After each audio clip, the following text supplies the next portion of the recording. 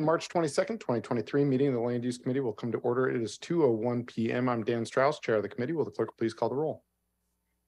Councilmember Mosqueda. Present.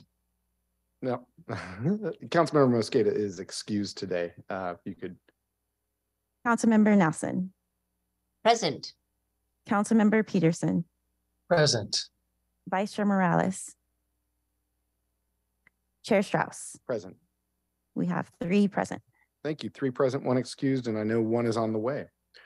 We have 5 items on the agenda today: a briefing and discussion on Clerk File 314470, a contract rezone of 2501 Northwest Market Street, a briefing and discussion on Council Bill 120533, which implements the contract rezone in Clerk File 314470, a briefing and discussion on informational item 2250, the 2021 Tree Canopy Assessment Report, and a briefing and discussion on Council Bill 120534, the Tree Protections Bill, and a briefing and discussion on Council Bill 120535, the funding appropriations for the Tree Protection Bill.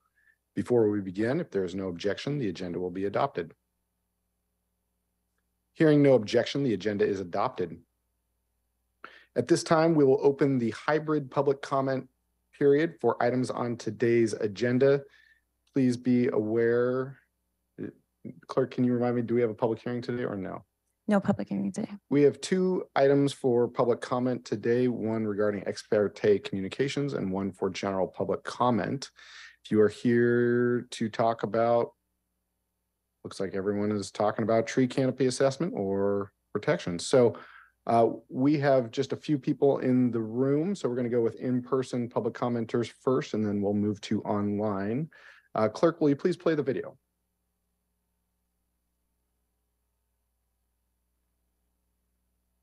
Hello, Seattle. We are the Emerald City, the city of flowers and the city of goodwill, built on indigenous land, the traditional territory of the Coast Salish peoples. The Seattle City Council welcomes remote public comment and is eager to hear from residents of our city.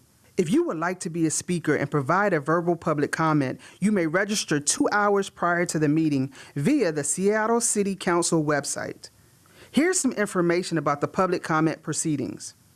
Speakers are called upon in the order in which they registered on the council's website.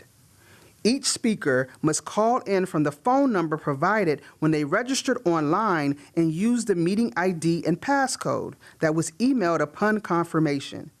If you did not receive an email confirmation, please check your spam or junk mail folders. A reminder: the speaker meeting ID is different from the general listen line meeting ID provided on the agenda. Once a speaker's name is called, the speaker's microphone will be unmuted and an automatic prompt will say, "The host would like you to unmute your microphone." That is your cue that it's your turn to speak. At that time, you must press *6. You will then hear a prompt of, "You are unmuted." Be sure your phone is unmuted on your end so that you will be heard. As a speaker, you should begin by stating your name and the item that you are addressing. A chime will sound when 10 seconds are left in your allotted time, as a gentle reminder to wrap up your public comments. At the end of the allotted time, your microphone will be muted and the next speaker registered will be called. Once speakers have completed providing public comment, please disconnect from the public comment line and join us by following the meeting via Seattle Channel broadcast or through the listening line option listed on the agenda. The council reserves the right to eliminate public comment if the system is being abused, or if the process impedes the council's ability to conduct its business on behalf of residents of the city.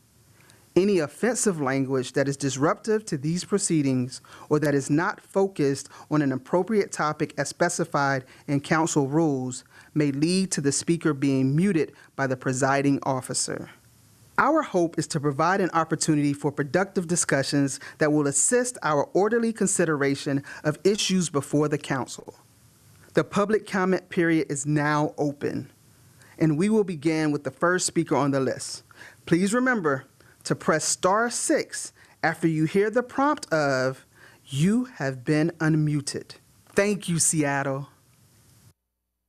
Thank you. And clerk, we are going to do 1 minute for public comment. Today, we have 37 people signed up. Just by simple math, if everyone had 2 minutes, that would be an hour and a quarter, which is about half of the reserved time for this committee. With a couple big items on the agenda. This is also going to be one of 6 or 7 times that people will have the ability to share public comment regarding tree policy. So this is a good first blush. There is a public hearing scheduled for April 24th, which will just solely be for public comment. So with no further ado, in person, we have Dana Harper. Dana or Dana? Dana? Excellent. Maggie Rogers and Steve Rubistello, our benevolent dictator of Green Lake. And then we will move online to Susan Sue, Joshua Morris, and Jesse Simpson are the first 3. So just understanding where we are. Dana, you're up first. Please join us. Yeah, just come on up to the microphone. Yeah, you're first. You're first. We're excited to have you.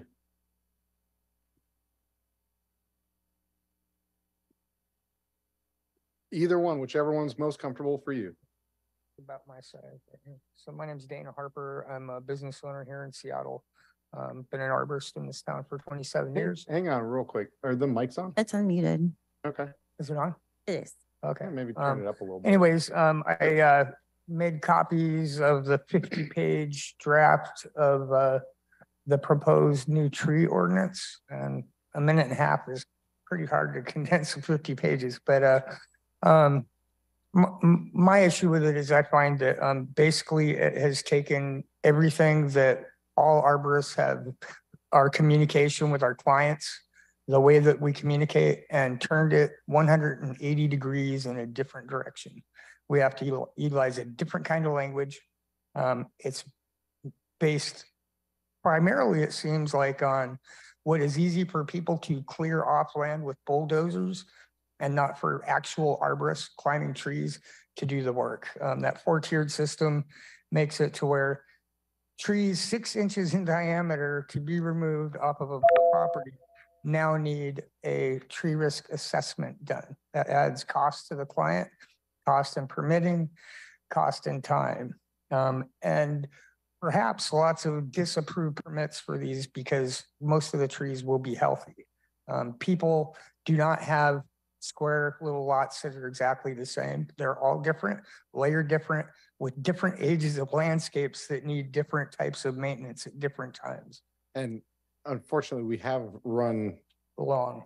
through time. All right. We're happy to meet with you separately and aside. All right. Well, we've been discussing with some of the folks writing this and hoping to make some headway. All right. Thank you. Thank you, Dana. Up next is Maggie, followed by Steve. And I don't know if you turned up all the microphones, but it sounds a little loud. We'll see. Hello. Hi. Thank you all for being here. My name is Maggie Rogers, and I'm here today not only as a concerned constituent, but also as the executive director of Plant Amnesty, which is a nonprofit organization that educates the public about proper pruning and the important work it takes to protect the city's trees. I have a lot of opinions about this proposal, but I'm here today specifically to advocate for slowing this process down. It is being incredibly rushed. The Urban Forestry Commission has not been met with, and this accelerated timeline is making it difficult for community members to voice their concerns. That also includes arborists like Dana, who could not be here today, but have hopefully called in.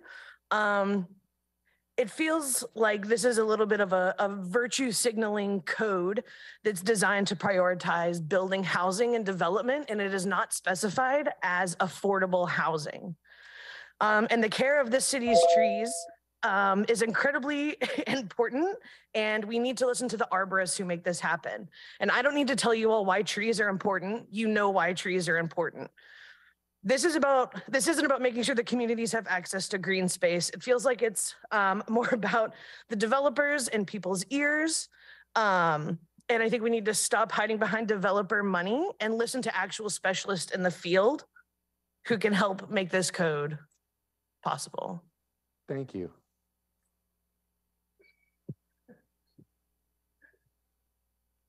Steve, welcome. Good afternoon. I'm formerly the benevolent dictator of Green Lake. But today, we're talking about trees. And I do remember upon the election of the chairman and the person from the 4th district that we have been talking about amending this ordinance and possibly making it even effective for several years. And at some point, we ought to actually do something. And I hope we don't play the shell game or 3-card Monty. The trees have to be important enough to supersede production in some cases. Like, you've done real good for housing for people who make several $100,000 a year. People who make less than $100,000 a year, not so good at all. And people who make far less than that are in real trouble in Seattle. So you might consider raising the hollow fees for more money. Thank you, Steve. Up next, we have Susan Sue, Joshua Morris. Joshua, you do seem to be signed up for commenting on ex parte communications. I believe you're here to talk about trees. We're going to do that. We have Jesse Simpson, Natasha Weiss, Ben Taylor, James Davis, Jessica Dixon, and then Alicia Ruiz. I'll call on further members once we get there. Right now we have Susan Sue. I see you. And as we expected, Councilmember Morales joined a number of minutes ago. Susan. Great. Hello, council members. My name is Susan, Susan Sue, and I am a climate technology investor and Seattle resident. I'm advocating for an extension of the ordinance to cover all land use zones, including industrial high-rise in downtown. Most of us understand the environmental benefits of trees, especially with accelerating climate change, but studies conducted by the UW, the U.S. Forest Service, UC Davis, and many, many other institutions have also demonstrated quantitatively that trees offer major economic benefits to commercial and office zones. Sales go up by double-digit percentages, job stress goes down, while job satisfaction and productivity go up and foot traffic increases. These aren't just common sense, they're results literally proven in study after study. I live near Lake City and our commercial area has struggled to revitalize, as you all know. A recent UC Davis study found that removing street trees in a commercial area reduced sales by 12%. I can't help but wonder if our complete deforestation in Lake City is having an impact on our ability to thrive, not only as individuals, but also as. Thank you, Susan. Please do feel free to send in any additional comments. Next up, we have Joshua Morris, followed by Jesse Simpson, Natasha Weiss, Ben Taylor. Please do remember we have a 1-minute comment today. Joshua, please take it away. Yes, hello, and happy, beautiful spring day, council members. My name is Josh Morris. I am here providing comment on the tree protection bill on behalf of Seattle Audubon. We're a local conservation organization that advocates and organizes for cities where people and birds thrive. Seattle's urban forest is in decline. It is unavoidably clear that a change in the way we govern and fund our urban forest is well past due. The introduction of the proposed tree protection ordinance is an invitation to all of us to advocate for both trees and housing, to collaborate and co-create code that prevents indiscriminate and untimely tree removal while providing predictability to builders and flexibility to property owners. Ultimately, whatever we implement will require monitoring. A mechanism for evaluating the effects of the policy and adjusting accordingly is needed in the proposed legislation. I look forward to working with the council and other stakeholders on this and other issues. Thank you. Thank you, Joshua. Up next is Jesse Simpson, followed by Natasha Weiss, Ben Taylor, James Dixon. Jesse, I see you're here.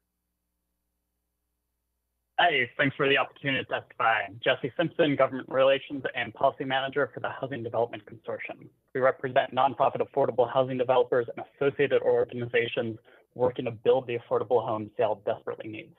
Here today to speak in qualified support of the proposed tree ordinance.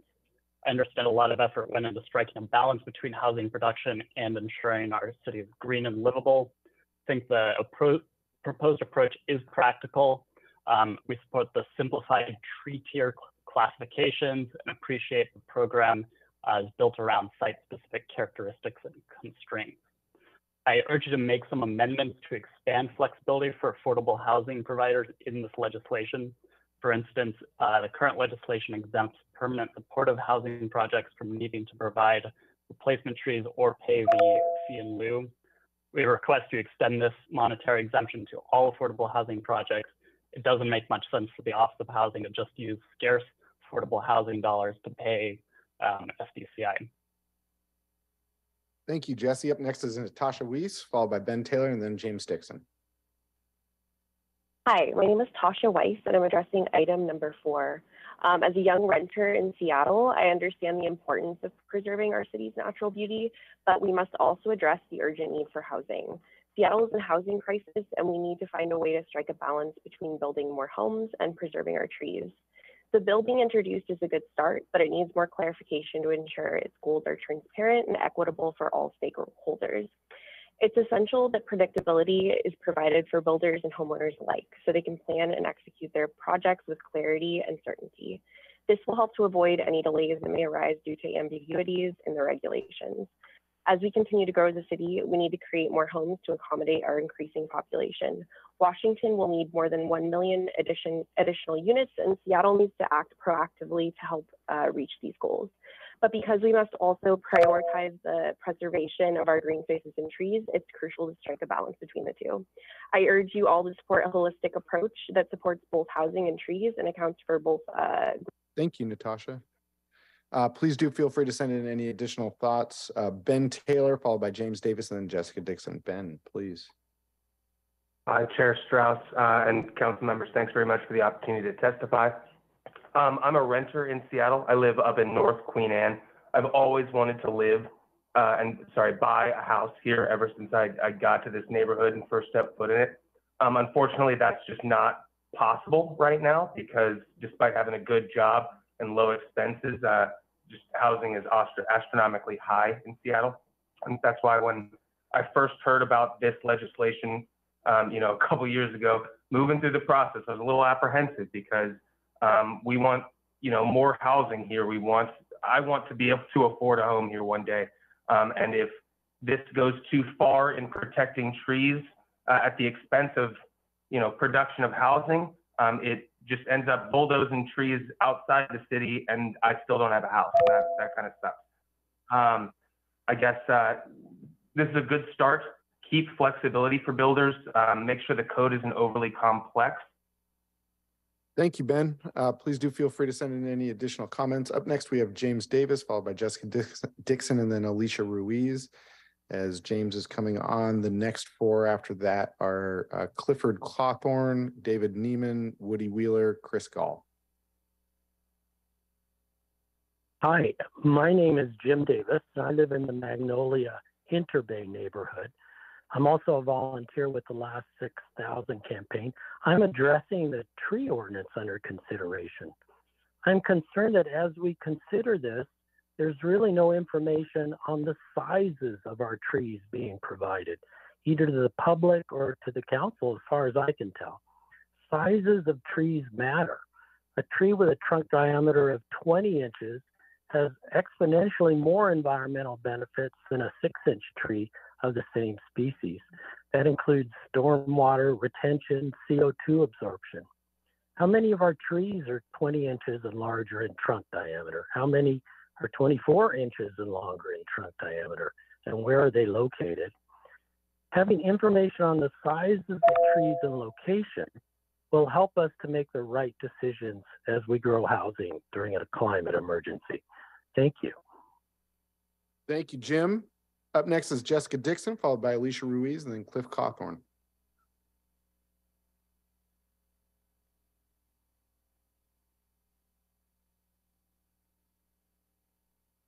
Jessica, are you with us? I see you're there, Jessica. Press *6.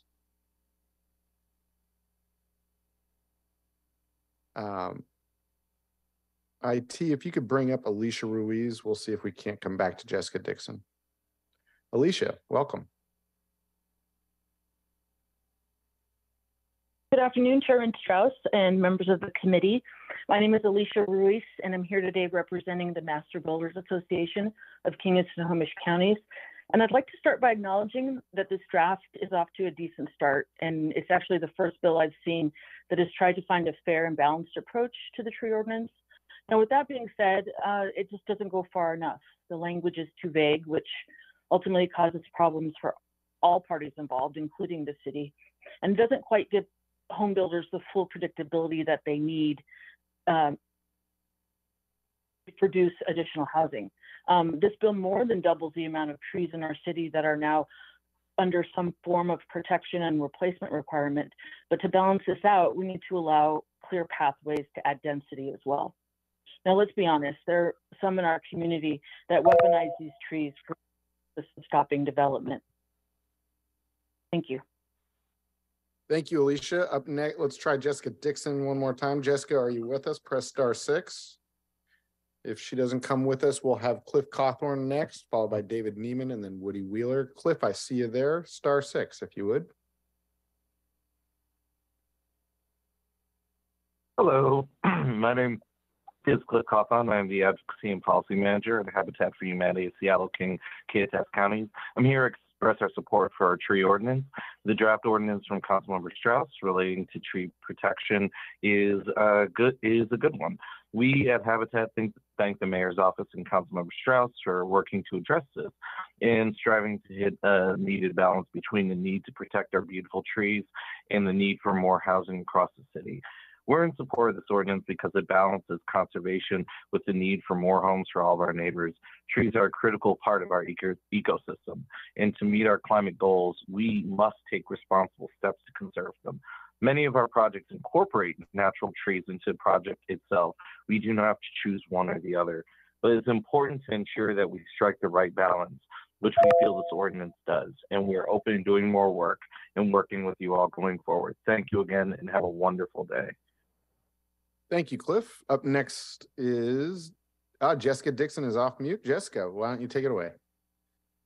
Hi, thank you. Hello, I'm Jessica Dixon with the last 6,000, and I'm addressing the draft tree ordinance before you today. Later today, I want you to take a look around your neighborhoods. Do you see any big trees out your window, next door, down the block? How about that big Doug fir in the distance? Do you hear birds singing? Now imagine there are no trees in your neighborhood except maybe a few along the street. These are typically smaller trees suited to a 6-foot planting strip, a 14-foot street clearance, and they will be pruned heavily every 4 years if they even get within 20 feet of that power line. Yet these are the trees that will be left in our neighborhoods if this version of the draft tree ordinance is passed. The proposed guaranteed 85% lot coverage provision in the draft ordinance does not belong in a tree ordinance. A quick calculation shows that a typical 5,000 square foot lot will have a 2.5 strip of soil left around the perimeter if the lot is covered with 85% development. Is this acceptable? There has been no analysis shared with the public of the need for or consequences of such a change. We urge you to keep lot coverage calculations. Thank you, Jessica. Please feel free to send in any additional comments. Before we move on to David Neiman, I just want to let Michael Pollard and June Blue Spruce know you are not present currently. If you are calling in about this item, please call into the number provided in the email receipt, not the listen line. David, I see you're off mute. Take it away at your convenience. Hi, thank you. I'm David Neiman. I run an architectural practice here in Seattle, and we specialize in urban housing. I work with this code every day. The proposed legislation is like a sledgehammer that's aimed at a gnat-sized problem. It's not a well-balanced proposal, and it would be very damaging to our ability to develop new housing. If this legislation is passed, virtually every permit review will now require a shocking amount of new process, and it's going to add thousands of dollars to the cost of every home and significant delays. A lot of sites won't be developable, and potential housing projects won't happen, and that's going to range from backyard cottages to large apartments. And 150,000 homeowners are going to wake up to discover that they no longer have the right to the basic quiet enjoyment of their backyard that they had yesterday. There are really simple ways to use incentives to achieve the goals of this legislation that don't involve onerous new restrictions, a worsening of our housing shortage, and a massive new bureaucracy, and I urge you to look for a better way. Thank you. Thank you. Up next is Woody Wheeler, followed by Chris Gall, and then Trevor Johnson. Woody, welcome. I see you there. *6.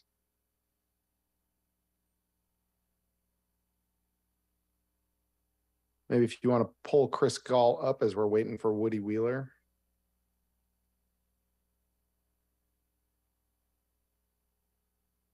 Chris Gall, Woody is off mute. Woody, take it away at your convenience. Yeah, hi, Chris, this is Woody Wheeler, and I'm a nature and bird tour guide. I have my own business, Conservation Catalyst. I am heartened by the mayor and the council's desire to finally advance a tree ordinance. I am disappointed, however, by the weakening of the original tree ordinance drafted by the city's Urban Forestry Commission. Seattle can reach the modest 30% canopy goal established by the city's Urban Forest Management Plan. Older, mature trees, as pointed out earlier, are by far the most valuable to protect. Creating incentives that allow developers to cut down big, healthy trees to generate money to plant new little ones would be a mistake. Let's move forward on the tree ordinance that incorporates the Urban Forestry Commission's recommendations. Seattle is at a crossroads. Do we want an Emerald City with a 30% canopy and stronger tree protections, or do we want to become the biggest urban heat island in the Pacific Northwest? The city that squandered its phenomenal birthright of having a remnant, temperate, old-growth forest right in town. Chief Seattle is watching. Thank you. Thank you, Woody. Chris Gall, I see you're off mute at your convenience. Please welcome. Thank you. My name is Chris Gall, and I live in Maple Leaf. Thank you, council members and City of Seattle, for this opportunity to support strong tree protections. I suggest the following revisions to the ordinance. 1, remove the proposed classification of trees as Tier 1, 2, 3, and 4. Seattle arborists are well versed in the current nomenclature, which has been in existence for over 20 years. The renaming is an unnecessary added burden for our tree service providers, of whom we are currently asking a lot. 2, retain the current floor area ratio calculation in multifamily zones and remove the guaranteed 85% lot coverage provision. 3, create an urban forestry division with within SDCI with additional staff, or expand the urban forestry oversight staff and the Office of Sustainability and Environment to provide independent oversight of trees. 4, I would like to borrow from Portland, Oregon's code and suggest we require. Thank you, Chris, and please feel free to call in, send in additional comments also, or call in next week as well. Up next is Trevor Johnson, followed by Steve Zemke, and then Sandy Shetler. Steve. Trevor. I got ahead of myself. Trevor, I see you there. Press *6.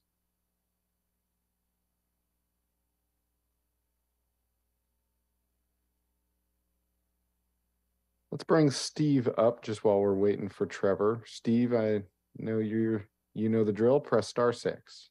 There we are. Take it away, Steve. Yeah, Steve Zemke with Friends of Seattle's Urban Forest. Want to thank Mayor Harold and Councilmember Strauss Peterson for moving this effort forward. Urge you take more time for public review. Having a public hearing 2 days before you vote on the bill doesn't give a chance to consider amendments. We do not support removing the definition of exceptional trees and significant trees. Calling trees by tier numbers is a way to belittle the value of trees and confuse the public. Require a tree inventory and landscape plan to be done before building permit is approved, like Portland, Oregon does. Requiring language to maximize existing trees on sites needs to be added. Existing trees are survivors, which help to keep our city livable and need to be incorporated into building projects, not clear cut. And then Harold's One Seattle Tree Fund needs to be added to this. Urge you to seriously consider, making amendments to make this ordinance better. Thank you. Thank you, Steve. Up next is Trevor. I see you're off mute. Trevor, take it away. Thank you very much, Council, and appreciate the opportunity. I live in Greenwood in Seattle, and I'm also the founder of Blackwood Builders Group and Blackwood Homes. I really appreciate the work around this and the effort put into it. This bill is a great start. I believe it needs a little more clarification. And as a builder, we would like some more predictability, which I think would be very important for us. We do believe in both housing and trees, and we want a fair and balanced approach that I think would be extremely helpful to the longevity of our city. I've lived all over the city and appreciate big trees and all trees, and look forward to many more and balancing both housing and trees. So thank you for your time. Thank you. Up next is Sandy Shetler, followed by Castube Dio, and then Taylor Duke. Sandy. Great. Hi, thank you. This is Sandy Shetler with the last 6,000. Please amend this ordinance to require a tree inventory and landscape plan as a first step on every project. Anyone who's done remodeling knows that you would rather have the scope of the project laid out ahead of time to save rework and delay. Right now, we have it backwards. Arborist reports come in long after plans have been submitted and architects paid. Doing a tree inventory first will both streamline permits and save trees. It ensures everyone on the project understands how trees can be incorporated and where to place structures to ensure tree survival. If it's best to remove trees and replant, the plan will guide the project to ensure the design supports the growth of a future big tree. Tree inventories are a low-cost, developer-friendly tool that will protect and grow urban forests. They're already required in Portland. Please add them to this ordinance. Thanks so much. Thank you, Sandy. Up next is Castube Dio. I see you're here, so it's *6, followed by Taylor Duke and then Michael Pollard. Castube, I see you. Take it away. Thank you. Castube Dio. I run a tree service in Howler Lake, employing 13 skilled tree workers and arborists. Our small team prune 1,000+ trees per year. This new ordinance has little to do with protecting trees. It's greenwashing to hide giving builders the ability to clear cut. The draft ordinance fundamentally misunderstands incentives. The harder and more expensive you make it for homeowners to manage their trees, the less likely they are to care for their trees or plant new trees. This ordinance makes trees a liability for a homeowner rather than a benefit. It fails to fundamentally solve the issue of enforcement. The ordinance simply punishes companies who are self-regulating. As self-regulating companies go out of business or leave the city, illegal tree companies will take over the business of tree removal in Seattle. This draft ordinance has no basis in basic tree management principles. 6 to 24-inch diameter trees will rarely pose a hazard risk given their size. But there are plenty of good reasons to remove such a tree, including pest and disease management, invasive tree species, or simply to replace it with a tree better suited for that location. I recommend that the council members interested in practical solutions to tree protection and housing choose to delay this ordinance. Thank you. Up next is Taylor Duke, followed by Michael Pollard, then Jason Harmon. Please. Taylor, I see you're off mute. Thank you, council member. Good afternoon. My name is Taylor Duke. I'm an ISA board certified master arborist living and working in Seattle. I've been working in the tree care industry for 17 years. While I applaud the efforts to update the aging tree code, this draft falls catastrophically short in many ways. One, this draft does not specifically address affordable or low-income housing. I'm not sure that's even mentioned. Number two, this draft places the majority of the burden of tree preservation on the small tree care businesses and the homeowners whose trees they care for, in the form of unrealistic restrictions and severe penalties that could put small businesses out of business for technicality. And three, this draft is not based on industry accepted tree preservation or urban forestry management standards or practices that other municipalities all over the country are using highly effectively. Thank you. Thank you, Taylor. Up next is Michael Pollard, followed by Jason Harmon, and then Christina Cameron. Michael, I see you there. *6.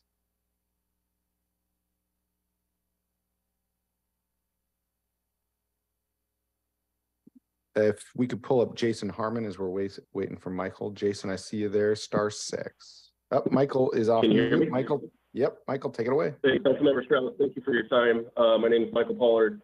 I'm Vice President of Entitlements for Shelter Homes. I've permitted hundreds of housing projects in townhouse and single-family zones. I'm very familiar with the codes and how they're currently implemented. Right now, our current process lacks predictability in development, and it comes at a cost of tens of thousands of dollars and many additional months to get through the permitting process. And for this reason, we see builders skip over a lot of potentially developable lots. And so housing units are not coming online because of a poor process. We'd really like to see this code continue to be developed. Right now, the ordinance as it stands still has a lot lacking, and I think we could do a lot better with some further technical edits to make it more predictable to help speed up the production of housing. We love trees and we like them in the right spot. Thank you for your time. Thank you. And Jason, I see you're off mute. Take it away. Oh yeah, hello, my name's Jason, a project manager with Seattle Tree Care, and I'm commenting on the tree ordinance.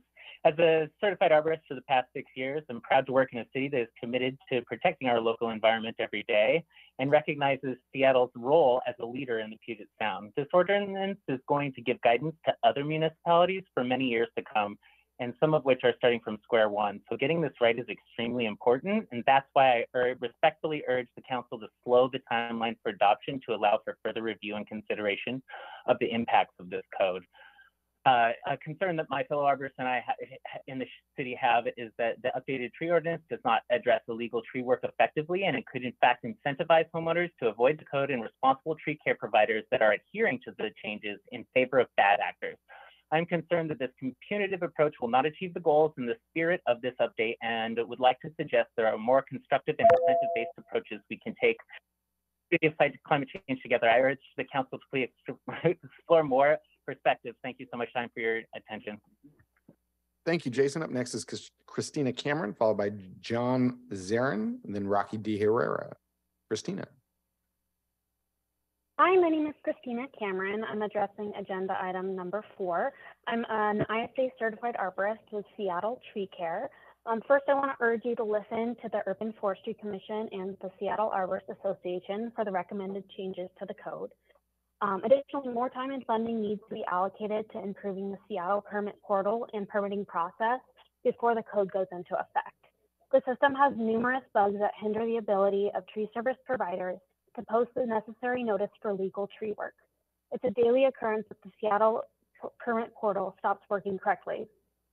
With the increase in volume of hazard tree permit applications, SDCI will need more ISA certified arborist staff for permit review and inspection. There needs to be a plan in place for this before the code goes into effect. Finally, the permitting process itself is very complicated and expensive for homeowners. More hazardous trees are going to be left standing and risk falling on people and property or removed illegally because of this. Thank you. Thank you. Up next is John Zarin, followed by Rocky D. Herrera, and then Kelsey Grinwold. John, take it away. I see you're there, *6. If you could bring up John, take it away, John. Thank you. Sorry, I thought it said Don. This is John Zarin with Renaissance Tree Care. I've been doing tree work here for 35 years. The code, appreciate the protection of smaller trees. I understand that. The code gives too much leeway to builders and snuffs out homeowners' choices.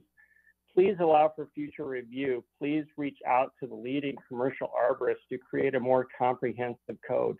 Work with us, the builders and the arborists. Sometimes trees are planted so that in the future, 3 to 5 years, they will cause issues. These types of situations will not rate a risk as high imminent risk rating. There will be situations where a gray area exists in concerning a tree's placement or health. One such tree, an alder at a client's at 45-degree angle, can't be taken down because it isn't a high risk. However, it's dangerous to take down in the future, so it would be nice to work with you. Please consider working with. Thank you, John. Next is Rocky De Herrera, followed by Kelsey Grenwold, and then Richard Ellison. Rocky, welcome. Thank you. Hello, council members. My name is Rocky De Herrera. I work for Legacy Group Capital, representing more than 50 builders who are also small business owners. I support the intent of this bill, but the specifics fall short. This is a complicated issue, as evidenced by the uninformed comments on both sides of the issue today. We can achieve our canopy goals and build more housing, but this bill, the specifics fall short. Builders need predictability to build housing, and we're happy to meet with you, council members, and all other advocates to talk about this in person. Just ask us. Thanks. Thank you, Rocky. Up next is Kelsey Grenwold, followed by Richard Ellison, and then June Blue Spruce. Kelsey, I see you there. *6 when you're ready. Hello, council members. Thank you for working on the draft ordinance. My name is Kelsey Grunwald. I had the opportunity to engage with you recently in my role as one of the founding members of the Seattle Arborist Association. In addition to my work with the SAA, I am also an ISA certified arborist and an employer. My company, Seattle Tree Care, employs almost 40 people, and we care for trees across Seattle. I would like to highlight that the proposed tree protection ordinance is in conflict with running a small business, training a diverse workforce in this inherently dangerous work, and paying livable wages in this expensive city. We need clear policies that can be taught easily to budding arborists. Operating under threat of removal from TSP is an unfair burden which conflicts with professional development, training, learning, and focusing on how to grow the next generation of arborists. The very professionals our beautiful city will need as our urban forest faces threats from its aging status, from climate change, disease, and pests. I support an incentive for businesses and homeowners, not an overly punitive one. Please work with the Seattle Arborist Association. Our professional perspective will help. Thank you, Kelsey. Up next is Richard Ellison, followed by June Blue Spruce, then Patrick Taylor. Richard, I see you're on. Take it away. Thank you, council members. The new proposed ordinance has some good ideas, but too many cleverly worded options to continue to allow the removal of the majority of exceptional trees in development. Business as usual. In addition, the LiDAR canopy study, the assessment criteria is vegetation 8 feet and taller. In contrast, the Army Corps of Engineers defines the tree status as starting at 20 feet in height, and the shrub sapling layer is from 3 to 20 feet in height. So what is the percent measured canopy between 8 feet and 20 feet that's being included? Or what's above 20 feet? What's the volume of the canopy? LiDAR has the capability to do this, but the city chose not to measure it. Why? Why is it cherry picking the data? So a failure of the LiDAR study is the tweaking of the data so that large tree losses are not evaluated. No authors or editors are mentioned, but who's responsible for this huge decision? Require the maximum retention of existing trees through flexibility in site design and departures to protect all healthy trees. I sent in my comments in writing as well. Please look at invasive vegetation removal as being. Thank you, Richard. Thank you for sending in your comments as well. Up next is June Blue Spruce, followed by Patrick Taylor, and then Andrea Starbird. June, please take it away. Hi there. I live in Southeast Seattle, which is one of the the areas of the city that has the least tree canopy and the most heat islands. And we need mature trees to stay in place, as well as many new trees being planted. And so I strongly encourage you to wait for the Urban Forestry Commission's feedback on this draft. It was only posted yesterday, and none of us have had adequate time to really think about it. It's been a 12-year delay, so a few more weeks won't hurt. And the ordinance should also require landowners and their developers to consider preservation of trees and urban forest resources and benefits from the very start of the development process. Sandy mentioned anyway, that's all. That's enough. Thank you. Bye. Thank you, June. Up next is Patrick Taylor, followed by Andrea Starbird, and then Ethan Childs. Patrick, I see you're ready to go. Take it away. Hello, my name is Patrick Taylor. I'm an architectural designer working in infill housing, co-chair of the AA Housing Task Force, and was previously a forest biologist. My son is named Cedar in honor of the iconic Northwest species. I love trees, but I also want an affordable city, which is why I'm opposed to the proposed tree legislation as written. We're in the midst of a housing affordability, displacement, and homelessness crisis, and a big part of the solution to all three is more types of housing in more places built cheaper and faster. The 2024 comprehensive plan process, possible action at the state level, and the council and the mayor seemingly aligned on the need to streamline housing approval. Progress on housing seems possible. This legislation will take us in the opposite direction, reducing predictability for home builders, dramatically increasing the complexity and timeline of an already sclerotic permit process, while enriching a new class of consultants who will be needed to navigate the numerous requirements the new law creates. The legislation focuses on punitive bureaucratic process to preserve all existing trees while ignoring the win-win opportunities of using incentives and in-lieu payments to increase the quantity of new trees. Seattle does not have the trees it needs, not through the efforts of SCI, or pages rules, but because the residents of Seattle love trees and planted them. The city should focus its efforts on encouraging and supporting tree. Thank you, Patrick. Up next is Andrea Starbird, and Patrick, feel free to send in additional comments in writing, followed by Ethan Childs and then Alan Taylor. Andrea, I see you're ready to go. Take it away. Good afternoon. My name is Andrea Starbird. I'm an arborist and a founding member of the Seattle Arborist Association. I'm also a renter and currently live in Hillman City. I'm intimately aware of the cost of housing and our city's need for more. I'm also intimately aware of the intersections between trees and development, our city's inequitable canopy distribution, and the looming impacts of climate change. While I understand that this ordinance is well-intentioned, it is deeply flawed. Number one, we need more housing and we need density, but while this ordinance reduces barriers to development by allowing tree clearing, it does nothing to require density or affordability. I urge you to look to New York, who has increased housing without being able to slow down ever increasing costs. Number two, we need to protect trees, but this ordinance overregulates trees on private property as compensation for allowing removal during development. Number three, we need to plant trees, but this ordinance does nothing to make sure that we can actually grow them. Number four, we need to encourage above board tree work, but this ordinance criminalizes professionals following the rules and burdens our clients while increasing costs for better. Thank you, Andrea. And up next, please do feel free to send in additional comments for the record. Ethan Childs, Alan Taylor, Terry Galaney, you are all up next. Ethan, I see you're off mute. Take it away. Yes, my name is Ethan Childs. I'm an arborist in the city of Seattle, also a resident. I am in opposition to the proposed tree code and agree with many of the other speakers that this process feels extremely rushed, tries to solve problems while creating more than it could ever hope to solve with this current iteration of the code. I would really strongly urge you to sit down with the Seattle Arborist Association and the Urban Forestry Commission to come up with some real meaningful legislation that could help address the issue. Thank you. Thank you, Ethan. Up next is Alan Taylor, followed by Terry Galaney, then Corinne Hollister, followed by Patrick Boyle, and then Deepa Ved.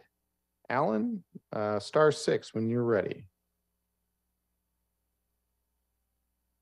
And if you could pull up Terry, it looks like Alan is off mute. Take it away, Alan. Hey. Thank you so much. My name is Alan Taylor. I'm an arborist, small business owner, and also the chair of the Plant Amnesty Arborist Committee. I really want to thank all my colleagues for taking the time to speak today, and I'd like to thank the City Council for addressing this important issue. I'm just really worried that the impacts to the urban forest will not be repaid with affordable housing, as many folks have already brought up. What we don't need right now is more market rate housing. I think that this is a really great opportunity to address some of the issues that we've been bringing up with the TSP ordinance. And then the last thing I just want to point out is that tree planting, I think it's one of the most important things we can all do.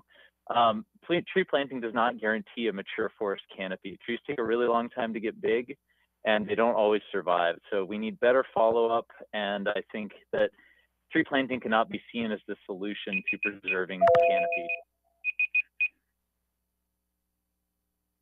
Thank you, Alan. Up next is Terry, and I see you're off mute. Take it away, Terry. Great. Thank you so much. My name is Terry Galaney. I am the development director with the Seattle Housing Authority. SHA, we serve some of the most vulnerable individuals and families with affordable housing for approximately 38,000 individuals in 18,000 Seattle households. Today, I'm speaking in support of Council Bill 120534 with a couple ideas of how to improve the program for affordable housing projects. SHA knows that green spaces are healthy spaces, and we want families living in our buildings to enjoy all the benefits of a robust tree canopy. We also know the city is in the midst of a dire affordable housing crisis. Tree protection cannot come at the cost of addressing this crisis.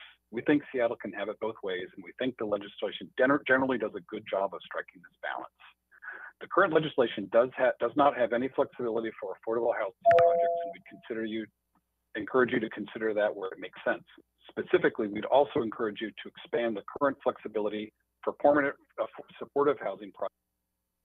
Thank you, Terry, and please do feel free to send in any additional comments. Last three speakers listed are Corinne Hollister, Patrick Boyle, and Deepa Ved. Corinne. Hi, my name's Corinne Hollister. I've lived in Seattle since 1984, and I've never been able to afford a house in this town. I think it's important for us to remember that zoning codes often conflict with the tree codes, and I think in the end, zoning code trumps the trees. And we might want to start looking at planting trees in designated urban forest areas because the trees are going to continue to come down. As a consulting arborist working in this town, I find the proposed ordinance has confusing code. I would encourage more clarification around language because we have to use this language when we're writing reports. And it's not fair to city staff to leave it to their interpretation. It creates a big mess for everybody. And I would encourage you to invite all stakeholders to the table soon. The other thing is you're increasing disturbance allowance in the root zones, and I'll send you that. Somebody needs to do some math. Thank you, Corinne. I see Patrick Boyle is not present. Patrick, call in now if you'd like to speak. Deepa Ved, you're off mute. Take it away at your convenience.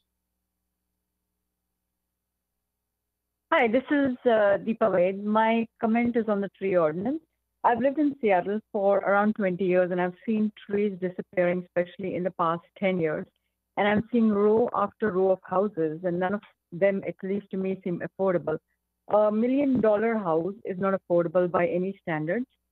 I would request that the Land Use Committee consider all recommendations from the Urban Forestry Commission and also specifically remove the in lieu fee program that allows developers to fell trees instead of maintaining the current trees that exist.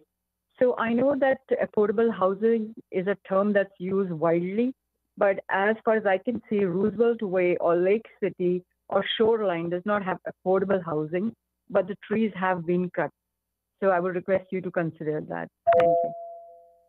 Thank you. IT, can you confirm there are no more public comment registrants present at this time? There are no more online public comment registrants at this time.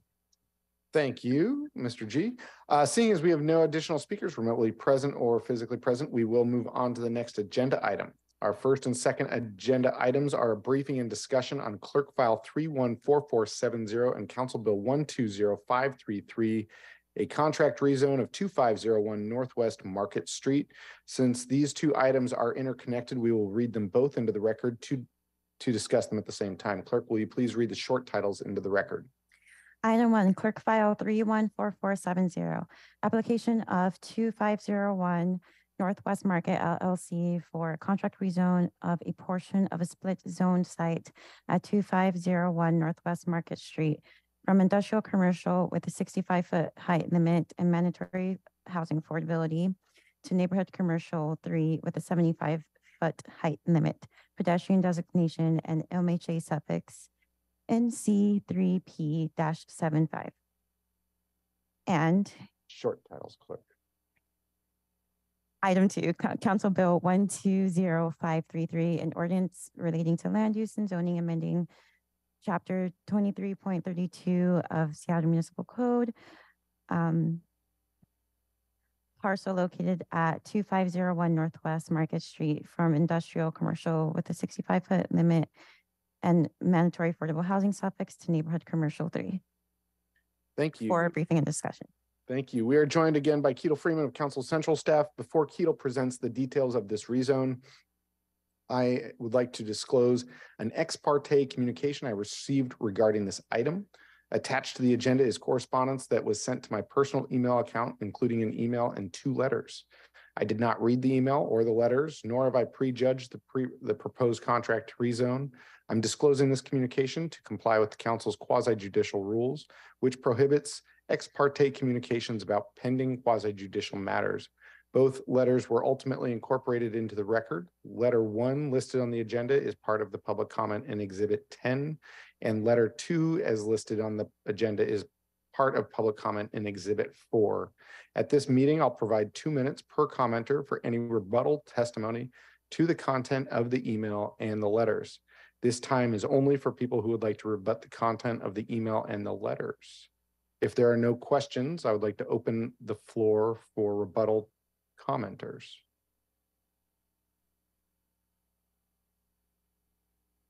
Clerk, can you confirm no one has signed up physically? That's correct.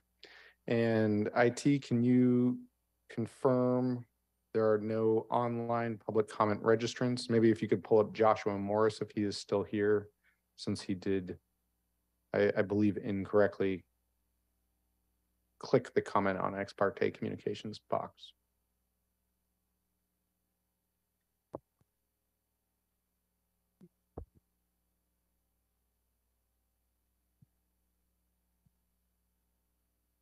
IT, can you confirm there are no online public comment registrants for comment on ex parte communications? Yes. Yes, there are no public comment registrants. Correct. Yes, there's none. Thank you. With no one here, seeing as we have no speakers signed up physically or remotely present, the comment period is now closed. We will move on to briefing this item.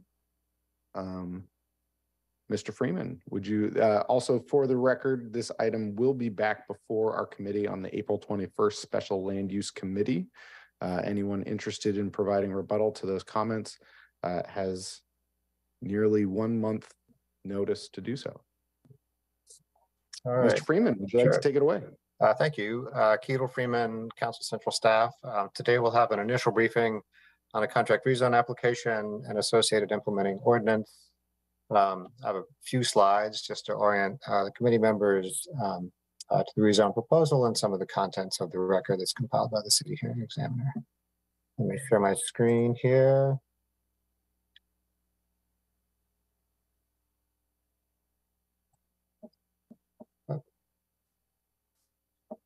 Okay.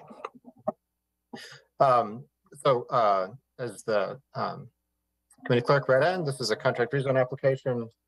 Pardon me, that's my phone ringing. Contract rezone application for a site located at 2501 Northwest Market Street in the Ballard Urban Village. It's an application by JC Real Estate, who is the applicant. The property owner is Northwest Fisherman. This is, of course, a quasi-judicial action by the City Council, which means that the council is acting as a bank of judges, more or less, as opposed to legislators.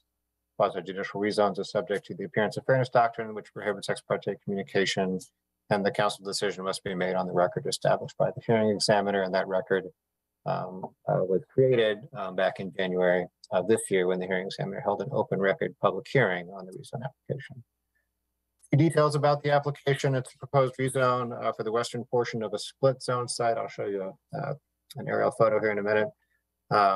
That's zoned both industrial commercial with a 65-foot height limit and an M mandatory housing affordability suffix, and neighborhood commercial 3 with a 75-foot height limit, pedestrian designation, and M mandatory housing affordability suffix. The overall site size is about ½ an acre. The application includes a MUP for 107 unit mixed use building. There'd also be 3 live work units and retail along Northwest Market Street. Procedurally, sort of where are we? SDCI recommended conditional approval back in January. The hearing examiner held a public hearing on January 31st, and then recommended conditional approval as well on this should be February 8th, not January 8th, 2023. Later, the deputy hearing examiner reissued her recommendation to make some clarifications requested by SDCI, and that was done on February 16th. So the site, where is it? It's a couple of, it's just about half a block to the east of the Nordic Heritage Museum. You can see that it's a split zone site. Most of the site is zoned industrial commercial, and the rezone would apply to that portion of the site. The eastern half portion of the site is zoned neighborhood commercial 3 with a 75-foot height limit. So the rezone proposal would consolidate the zoning for neighborhood commercial for the site. What would the project look like when it's built? Here is a nice rendering from the design review recommendation, sort of looking towards the southeast. Mixed use project, retail along the ground floor here. There's a specific condition related to the back side of the site, the south side of the site, where the work units would be located to ensure that those live work units maintain a commercial character for the life of the project. Hearing examiner recommended PUDA conditions. As with every contract rezone or most contract rezones, there is a contract called a property use and development agreement that goes along with rezone approval. That contract is recorded against the property and contains some conditions for the life of the project.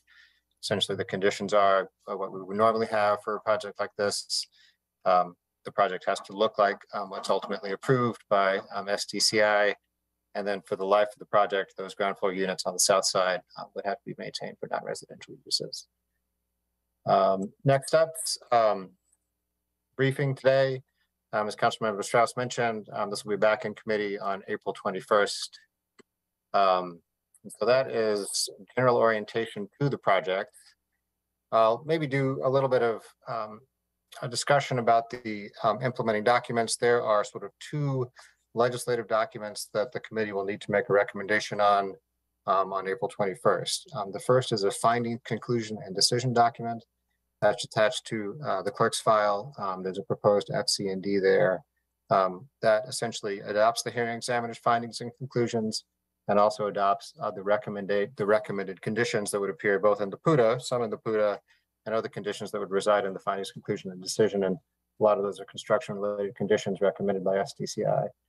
So that's the approval documents. On the 21st, the committee will make a decision about the approval of the contract rezone. And then there is an implementing document, and that is the ordinance. And what the ordinance does is two things. It amends the official land use map to rezone the property, and it also accepts the property use and development agreement. As with all contract rezones, the PUDA, the property use and development agreement, would need to be executed by the applicant prior to a full council vote on that implementing ordinance. So that some information on the project and the ins and outs of council approval. If you all have any questions, I'm happy to answer them now. Thank you, Keto. First question is just about process for a contract rezone. I think this is the first time with this committee that we've had a contract rezone. We had many in the last biennium. Can you remind the committee and the viewing public what is the process for a contract rezone to get to us today? I know you briefly spoke about the hearing examiner. Can you explain that a little bit more, and how and what the process is for them making a determination before sending it to us, and then what the city council's legal requirements are once it is transmitted to council? Yeah, so thank you for that question. It's a chance for me to describe some elements of the code that I'm sure are arcane to most. There is a process that the city has for site-specific rezones of property. They often come up in contexts like this, where there's a split zone site and somebody wants to develop the site and have the same set of development standards apply across the site. An applicant makes an application to the city. Usually there's an associated project with that application and goes through all the approvals for that project, design review, whatever else. Here there is design review associated with the project. And in addition to that review, there's also a review against some rezone criteria that are in chapter 2334 of the code. That results in a recommendation that comes from the SDCI director. And that recommendation goes not to the council, but to the hearing examiner. And so the council has delegated responsibility to the hearing examiner to hold a public hearing on the project and also compile a record for the council to use in decision-making on the project. The hearing examiner makes a further recommendation to the council. That recommendation can be appealed if somebody does not like the hearing examiner's recommendation. That could be an applicant, that could be a near neighbor. They can appeal the hearing examiner's recommendation to the council. There's a 14-day window in which that appeal can be filed. We're well past that window and no appeals have been filed. And then the council takes up the rezone. And for the most part, the council doesn't delve deeply into the recommendations of either SDCI or the hearing examiner unless there is some kind of discrepancy between the two, or unless there is an appeal. So we have a recommendation from the hearing examiner that has specific findings and conclusions related to rezone criteria, and that has formed the basis for her recommendation to the council to approve the contract rezone. When it gets to council, the council has a limited period of time to turn it around. The code gives the council 90 days if there's not an appeal to make a decision on a recommendation from the hearing examiner. That 90-day period will be up in early May, more or less, given that we have a recommendation from the hearing examiner that dates back to mid-February. It's as part of the review process, the committee takes a look at the hearing examiner's recommendation. It's attached to the clerk's file. Other aspects of the record, which we have, some of which are attached to the clerk's file, others of which are available available internally. We have the entire exhibit list, all the exhibits submitted to the hearing examiner, all those records, the record from the hearing examiner, That's available for your perusal. If you have any questions about the hearing examiner's recommendation, the committee makes a recommendation to full council, and finally the full council approves of the contract rezone, assuming that it's an affirmative recommendation. And that approval, of course, can't happen until we have an executed property use and development agreement. So a signed contract from the applicant agreeing to limitations on future development. Very helpful, Keatle. Thank you for that summary and overview. Colleagues, any questions? Nope. Seeing no questions, I think that will be the end of this item. Thank you, Keatle. We will bring this item back for a vote on April 21st, Special Land Use Committee, and there will be another opportunity to rebut the ex parte communications at that time. We'll move on to the next agenda item. Our next agenda item is a briefing and discussion on informational item 2250, the 2021 Tree Canopy Assessment Report. Clerk, will you please read this item into the record? Item 3, informational item 2250, 2021 Tree Canopy Assessment Report for briefing and discussion. Thank you. Using LiDAR technology, Office of Sustainability and Environment assessed changes in the tree canopy. Today's presentation should be particularly interesting because it follows the long-awaited release of our tree protection ordinance. As a tree advocate myself, I created a video last summer showcasing the difference between areas with tree coverage versus without. Preserving the canopy is incredibly important to mitigating climate change impacts and reducing the heat island effect.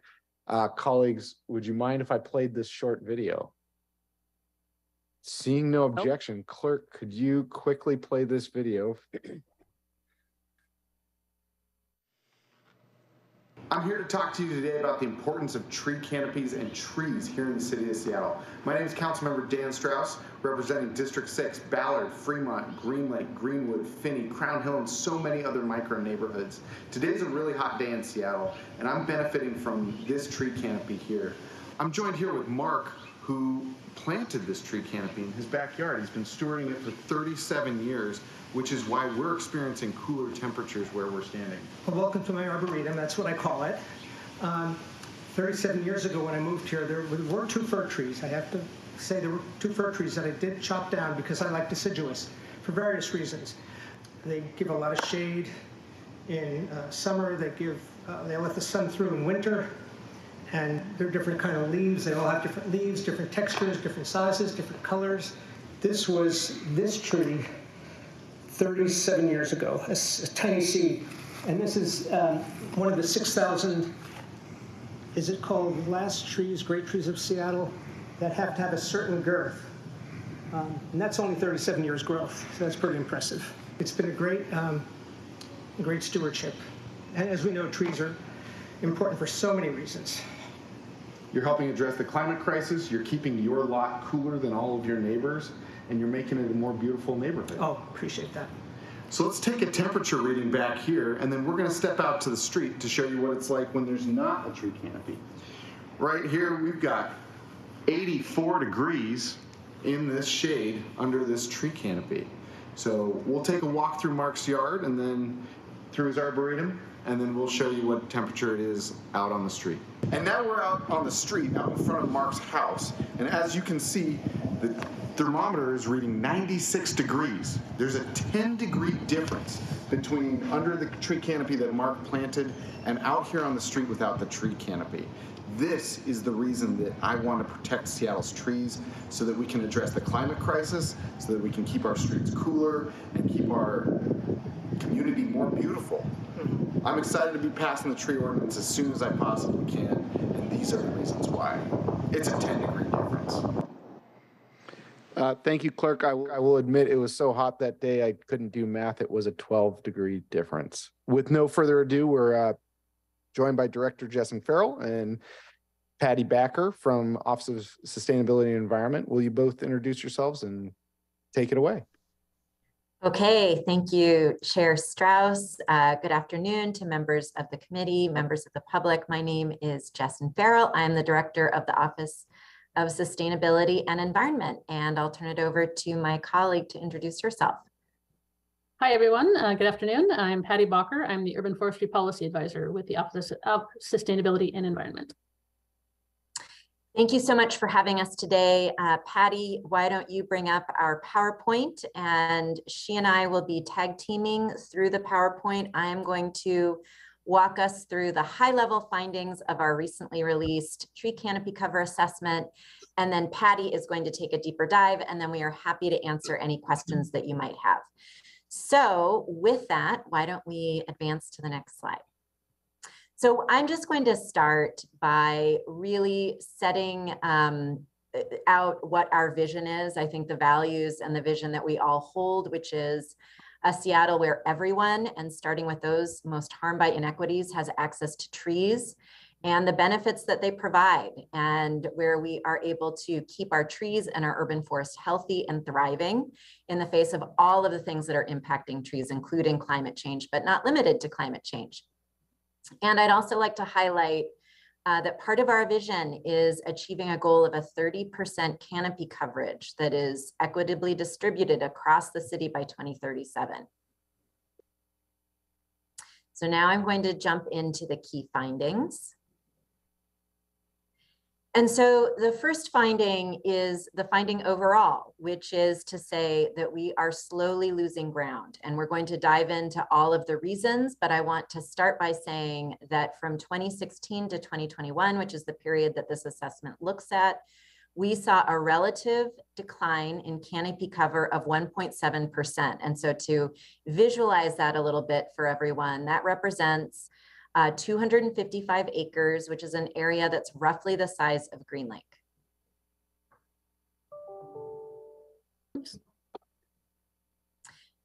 Okay, so now I'll go into some of the more specific findings. So one of the things that's really important here is that loss is happening inequitably. In other words, those neighborhoods that have been impacted by racial and economic injustice started with less canopy and lost more than the citywide average. Another important finding, and this gets to Councilmember Strauss's video, which is to say that canopy is essential for heat mitigation. And one of the important findings of this report is that tree canopy lowers temperatures and reduces heat island effects. And we found that neighborhoods with a 25% additional canopy were 1% cooler than neighborhoods with no canopy. And then in terms of where we lost canopy, it was in our parks, natural areas, and neighborhood residential areas that saw the greatest net losses. And Patty will be diving into this in more detail. But combined, these two management units, which is how we categorize our land use for the purpose of the canopy assessment, comprise of 78% of the total canopy loss during this assessment period. And with that, I am going to turn it over to Patty for some additional detail. Right, thanks, Jessen. So first I want to cover our equity area analysis, since what's going on with tree canopy in our equity priority areas is critical to the city's resilience and equity goals. So the consultant team analyzed the canopy data relative to OPCD's race and social equity composite index maps, since that is the source that we use to identify our equity priority areas.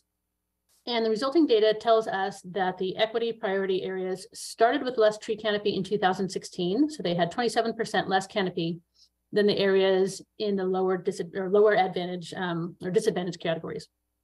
And further, the data shows that those areas saw a higher rate of loss during the assessment period, so that by 2021, the equity priority areas had 31% lower canopy than the areas of lowest disadvantage. So these areas saw losses at almost 3 times the rate of loss seen citywide. So the maps here have the amount on the right here, have the amount of canopy in 2021 and the relative change in canopy shown to the census block group level. The blue boundaries on these maps reflect our equity priority areas from that race and social equity composite index. So by overlaying this boundary onto the census block group canopy maps, we can determine what's happening with the canopy in these priority areas. And we'll be doing a deeper analysis of the data from each canopy data in each census block group. And again, using the data to refine our work in prioritizing equity priority neighborhoods. Now I'll talk about climate a little bit because trees are both critical to the community's ability to combat and be resilient to climate change, and also are significantly impacted by the climate impacts that we're already experiencing. So the consultants analyzed the 2020 King County Heat Watch data in relation to the 2021 canopy cover and confirmed that tree canopy cools neighborhoods, again, as Councilmember Strauss's video shows as well. So the map on the left shows tree canopy broken down to small hexagons across the city.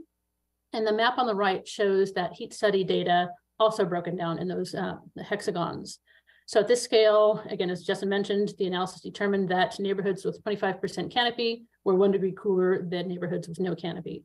And given that we expect climate change to bring even more heat waves and hotter temperatures, this reinforces that increasing canopy in low canopy neighborhoods is a critical aspect of our long-term heat preparedness strategy. On these maps, the 2 circles at the top show an example area where you can see that higher canopy on the left correlates to lower temperatures on the right.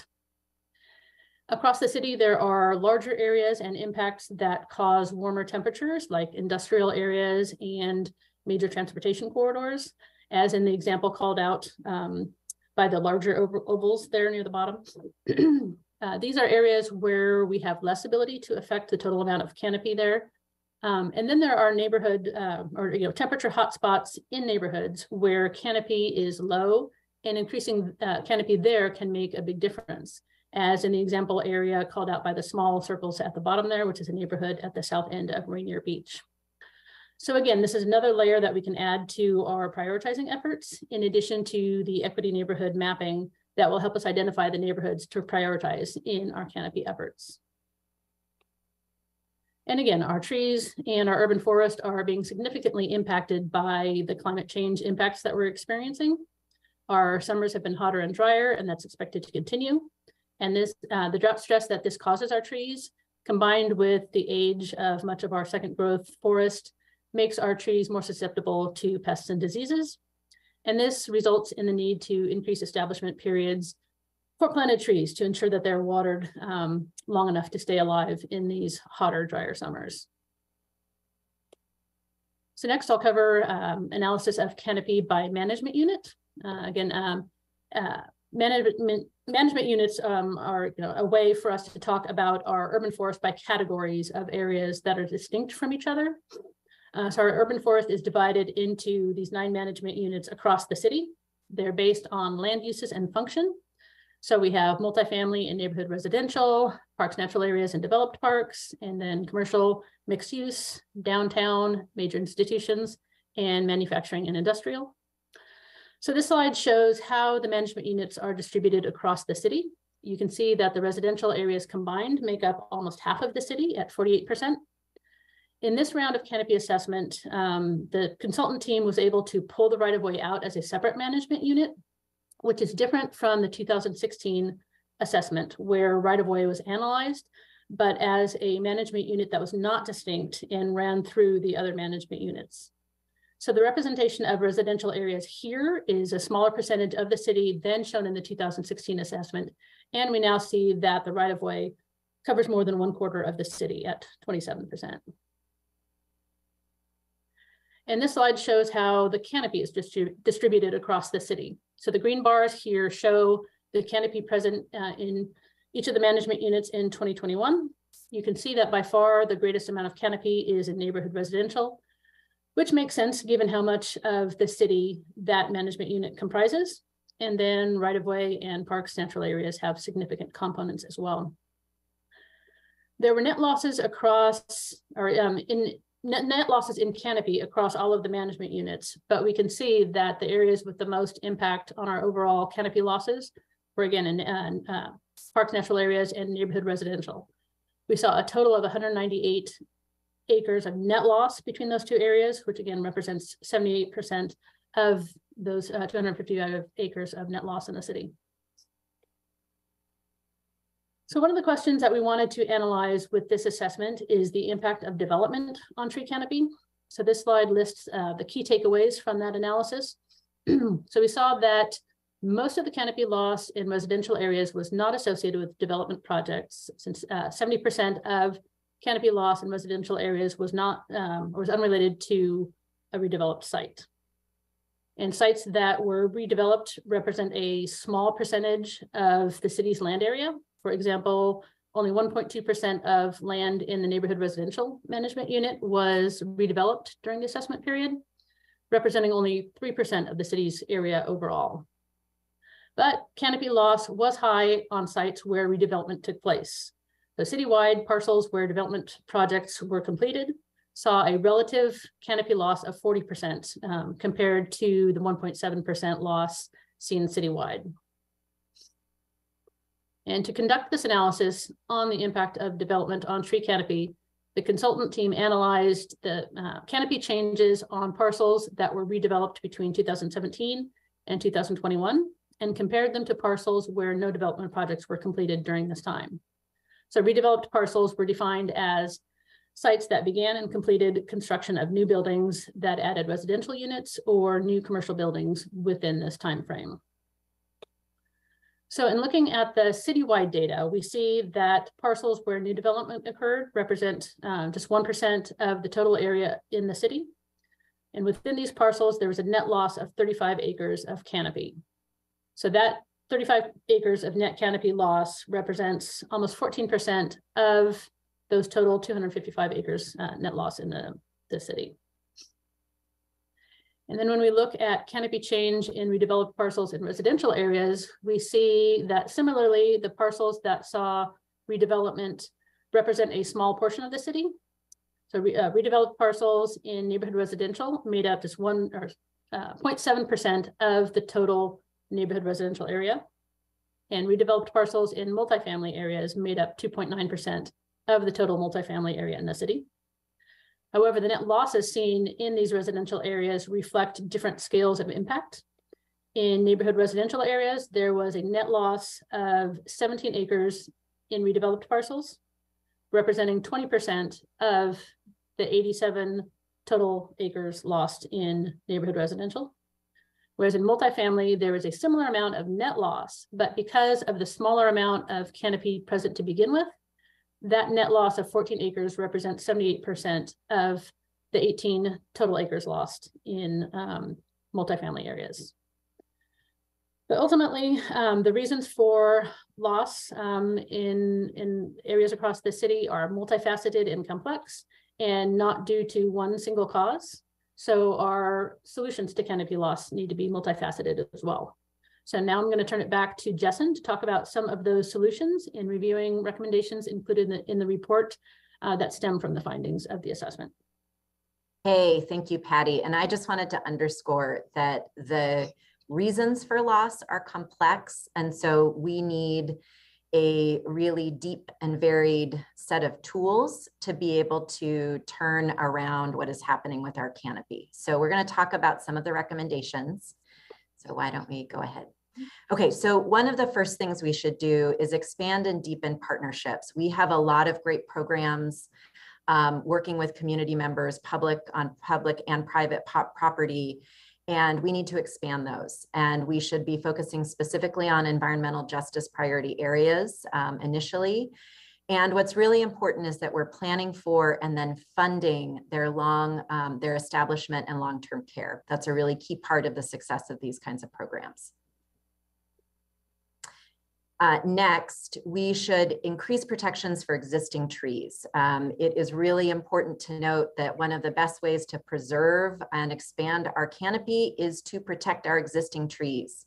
And that means supporting additional regulations, and it means supporting additional investments to care and maintain our existing trees.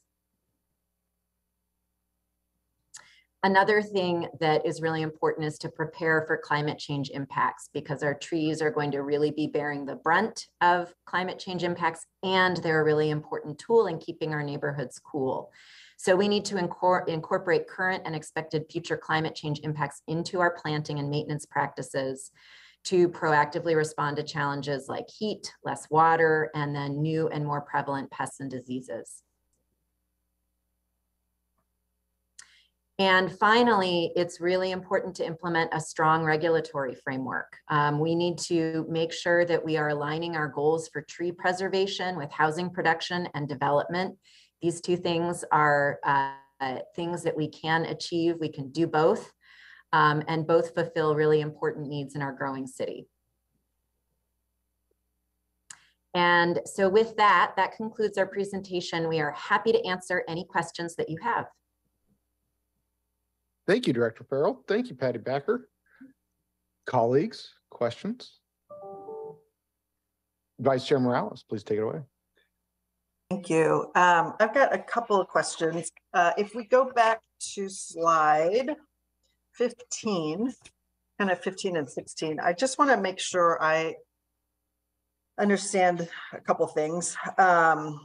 So the first thing, honestly, that jumps out at me about this chart is that right-of-way in the city takes up 14,000 acres, just over 14,000 acres. I'm actually looking at the previous slide. And multifamily only comprises 4,000 acres. So that's a problem to me to begin with, just really to see that and understand that we have more roads than we have places for people to live, which I think is contributing to all kinds of other problems we have. But then on the next slide, I think what I'm seeing, if I understand this right, is that roadway actually is the second reason we have canopy loss. Right of way. And I'm wondering what that means. Does that mean that we're building more roads, or how does right of way contribute to our loss of canopy? There's actually only a net loss of 10 acres in the right of way. So the biggest contributors to net loss were neighborhood residential and parks natural areas. Okay. So. But I still have the question, like, what does it mean that that right-of-way is contributing to a loss of canopy? So that would typically be where trees are being removed for an additional, some kind of roadway treatment, like a sidewalk upgrade, or a tree is coming down because it's diseased. Okay. Typically in the city, it's not because we're building new roads, it's because we're maintaining or doing something in the existing right-of-way. Okay. And then I've lost track of what slide number this is, but the second recommendation about preparing for climate change impacts. I mean, clearly we do need to incorporate this expectation of continued climate change into the work that we're doing, but the question is how? Like, what does it mean to incorporate climate impacts into our planning? And I'm thinking specifically as, the heat map that you showed with South End neighborhoods having less canopy and higher temperatures. How do we start to address that clear inequity, but also just start to, kind of rebalance the impacts of climate change in particular areas of town? That's a great question. So I'll start with broadly and then get more specifically. So with respect to climate change impacts, it means, being really strategic around the kinds of trees that we're selecting that are going to be hardier and more able to withstand drought and heat. So that's one thing. It means putting more maintenance into the trees that we have. Those trees are going to need to be better taken care of so that they're healthier, so that they have more water, so that they're pruned appropriately, so that they are able to withstand increased disease and pests. And so that's a lot about maintenance costs and maintenance budgets. One of the things that the council and the mayor authorized in our last budget is for OSE to conduct a tree canopy a tree equity plan.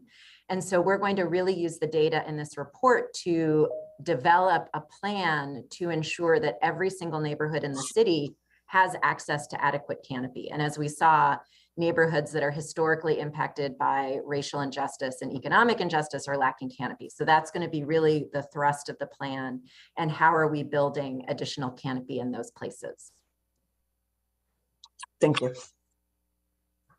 Thank you, Vice Chair. Councilmember Nelson and then Councilmember Peterson.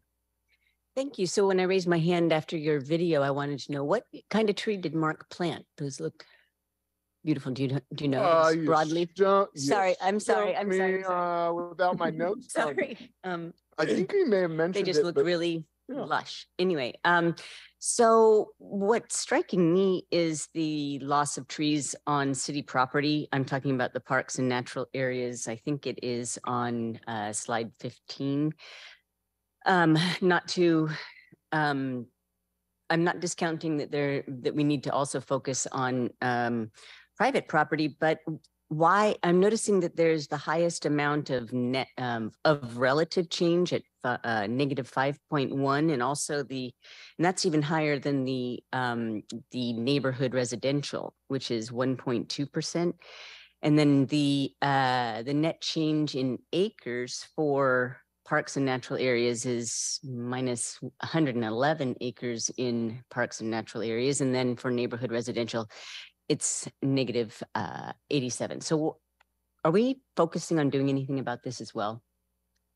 Yes, and I think that, and maybe I'll start, and Pat, if you want to add anything, you can. I would, I mean, that's exactly right. When I mentioned at the outset of the recommendations section, there's not one single thing that's going to turn this around. There are actually many things that we have to be doing both on privately held lands and on public lands. And so what that means in terms of the city's own trees is we need to really double down on protecting the trees that we have, and we need to be planting more. And Patty can talk a little bit more, maybe specifically, if that's helpful, around what that means in our parks natural areas. Yeah, mostly I wanted to know, why are they going away? Because, I have ivy is a pet peeve for me, but go on, please inform. Sorry. Yeah, there's a lot going on in our natural areas, including that a lot of these areas have a high component of deciduous trees that are reaching the end of their lifespans as these second growth forest areas. And so they're, again, reaching the end of their lifespans at a time where they're drought stressed and more susceptible to pests and diseases and things like that. But if you look at the details of that bar, you see that there's 182 acres of loss and 71 acres of gain there, and that's the smallest amount of gain across percentage-wise across the management units. And one of the things that may be happening here is that in such a highly canopied area to begin with, we may not be seeing some of the gains because they're going taller, because those park natural areas are 82% canopy cover, right? So one thing to mention too is that there's additional data that we're continuing to get and we'll continue to analyze as we do projects like develop our canopy equity and resilience plan. And that includes tree volume and surface area. So we'll be getting that data and analyzing that, and that will help inform, just give us more detail about what's happening in areas like our parks natural areas. Okay, thank you. And then back to Councilmember Morales's question. She was asking about right-of-way, and when I heard right-of-way, I was also thinking about the planting strips or the parking strips, whatever you call them. That is also included in the. Is that a likely area of loss of trees because people, put, I don't know, raised beds or sandboxes or something in there, or they're just removed because they're the wrong kind of tree? Patty, why don't you take that one? Yep. I'd say yes. All of those things contribute to losses in lots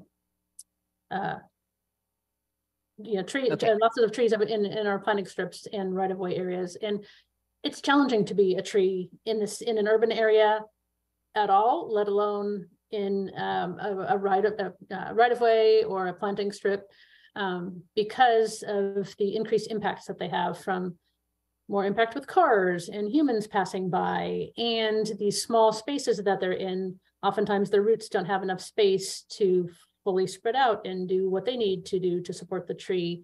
They're also receiving a lot of stormwater runoff from adjacent hard surfaces and bringing with them the pollutants that they gather from those hard surfaces. So they're receiving those pollutants as well. So there's a lot of challenges to being a street tree in addition to the competing uses. Thanks. Thank you. Councilmember Peterson.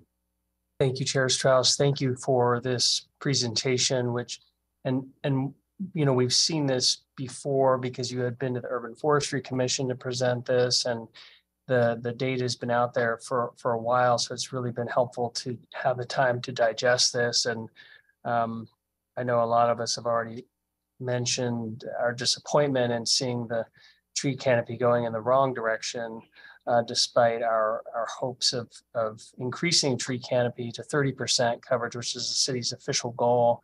So thanks for noting some of your recommendations here.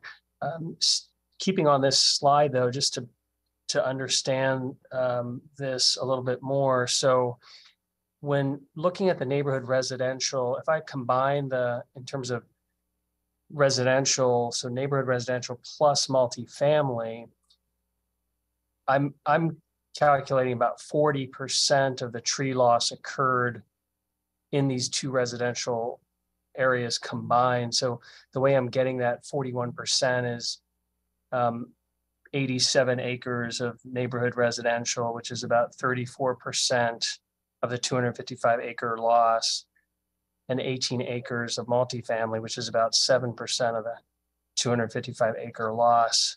So it combines for 41% of the tree loss occurred on residential properties. Is that correct? Yes, that is correct math.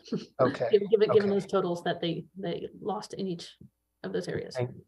Thank you. And then the multifamily. Can I ask just a question Please. though, Patty, could you comment on how the gains impact that, if at all? I know the gains are in this very light green, so it's hard to see.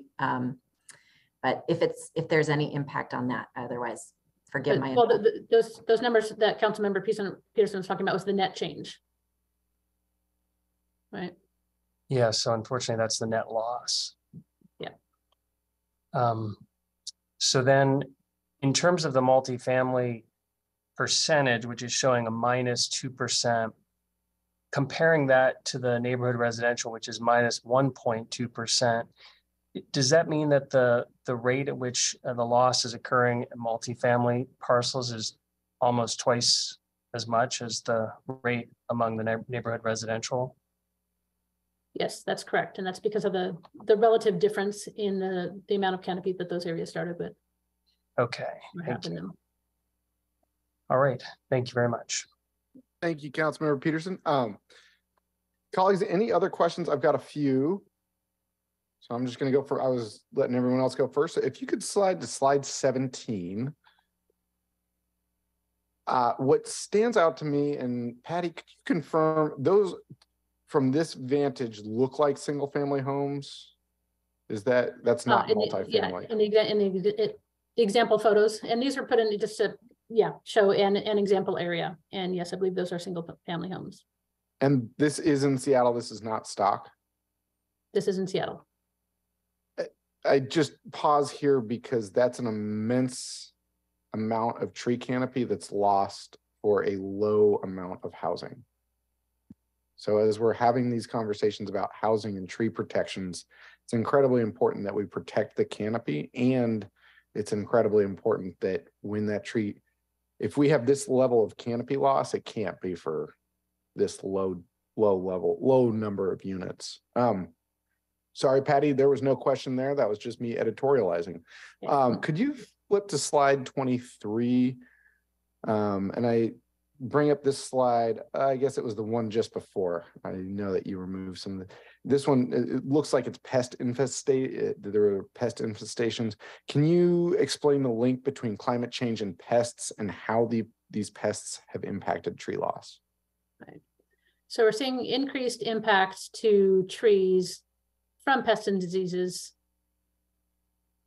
due in part to the fact that they are more stressed to climate change, right? Some of these pests and diseases have been around, and a healthy, thriving tree is more able to withstand the pressures of pests and diseases that they come into contact with. when you start to have trees that are drought stressed or stressed for other reasons, they their immune defenses, it's similar to humans, right? Their immune defenses are just not as hardy. And so they're going to be more easily impacted by that contact with pests and diseases. This photo here is an example of city bark disease, which is impacting a lot of our trees. Yep. Thank you. That was very helpful. And I know that Councilman Vice Chair Morales brought up the street trees public right-of-way loss. Can you share how the 2-for-1 replacement with street trees program has impacted this net loss that we're seeing? So I think the fact that we have this replacement requirement has meant that we didn't see as much loss as we might have seen otherwise, you know, without that replacement requirement. This is our first, with this assessment, it's our first opportunity for trend analysis since we completed the baseline study in 2016. And now we have this study to show us what's happened in the 5 years between 2016 and 2021. So the city was involved in efforts to increase canopy and again, focusing on the equity priority areas and, you know, making these investments without having that, you know, for a while, not having that trend analysis of knowing exactly what direction our tree canopy is going. Now that we have this assessment, we can see where we're seeing the fact that we're, you know, what is our trend? We are declining, seeing tree loss. And we can start to look at what's happening in the different areas. And yeah. Thank you. And again, this is part of, just to circle back, the 2-for-1 replacement policy is one of those investments that we've been making, right? And now we have more information to direct those investments. yes. And what stands out to me is that the right-of-ways are not only a place that is publicly owned that needs to have more tree canopy, it's also usually concrete, which exacerbates the heat impacts during especially high temperatures. This is part of why I made sure to include in this year's budget dollars specifically allocated to street trees in areas that have been historically marginalized. So colleagues, any other questions on this presentation? Seeing none, Director Jessen Farrell, Patty Backer, amazing to see you as always. Thank you. Any final comments from you before we proceed to the next item? We appreciate your time today. Thank you. Yep, thank you. Thank you so much. Great work. And here we go on to replacing the canopy, protecting trees. I think what stood out to me with Mark is that the tree that is now one of the last 6,000 is only 37 years old, and it was started from a seed. So we've got a lot of room to grow in our city. And after so much anticipation, I'm excited to hear the next 2 agenda items. Our final agenda items are a briefing and discussion on Council Bill 120534 and Council Bill 120535, the tree protection bills and budget appropriations. Similar to the first 2 items on the agenda, these 2 items are interconnected, so we will read them both into the record to discuss at the same time. Clerk, will you please read the short titles into the record? Items 4 and 5, Council Bill 120534 and Council Bill 120535, tree protections and budget appropriations for briefing and discussion. Thank you. When I first took office, one of my top priorities was to pass new, stronger tree protection legislation in the city of Seattle. We all know the importance of retaining and growing our tree canopy. The trees clean our air, keep our city cool, and help combat climate change. As Seattle continues to grow and change, we must do so in a way that protects our trees. Adopting a new tree ordinance has taken longer than I had hoped. For some, this has been 20 years in the making. For others, it's been 13. For me personally, it's been at least 5. So thank you for staff's due diligence. We have the bill that is before us today. Thank you also specifically to Councilmember Peterson for his steadfast support for ensuring we pass tree protections during our first term. I know for everyone who has been waiting, notice there, Councilmember Peterson, I'm urging you for a second. I know for everyone who has been waiting for portions or multiple decades that passing tree legislation between now and May could feel fast. Before we discuss the ordinance, I'm going to discuss the committee schedule that has been amended and focused almost and solely on these two bills. For context, this committee's regular schedule is to meet twice a month with multiple topics in each committee meeting.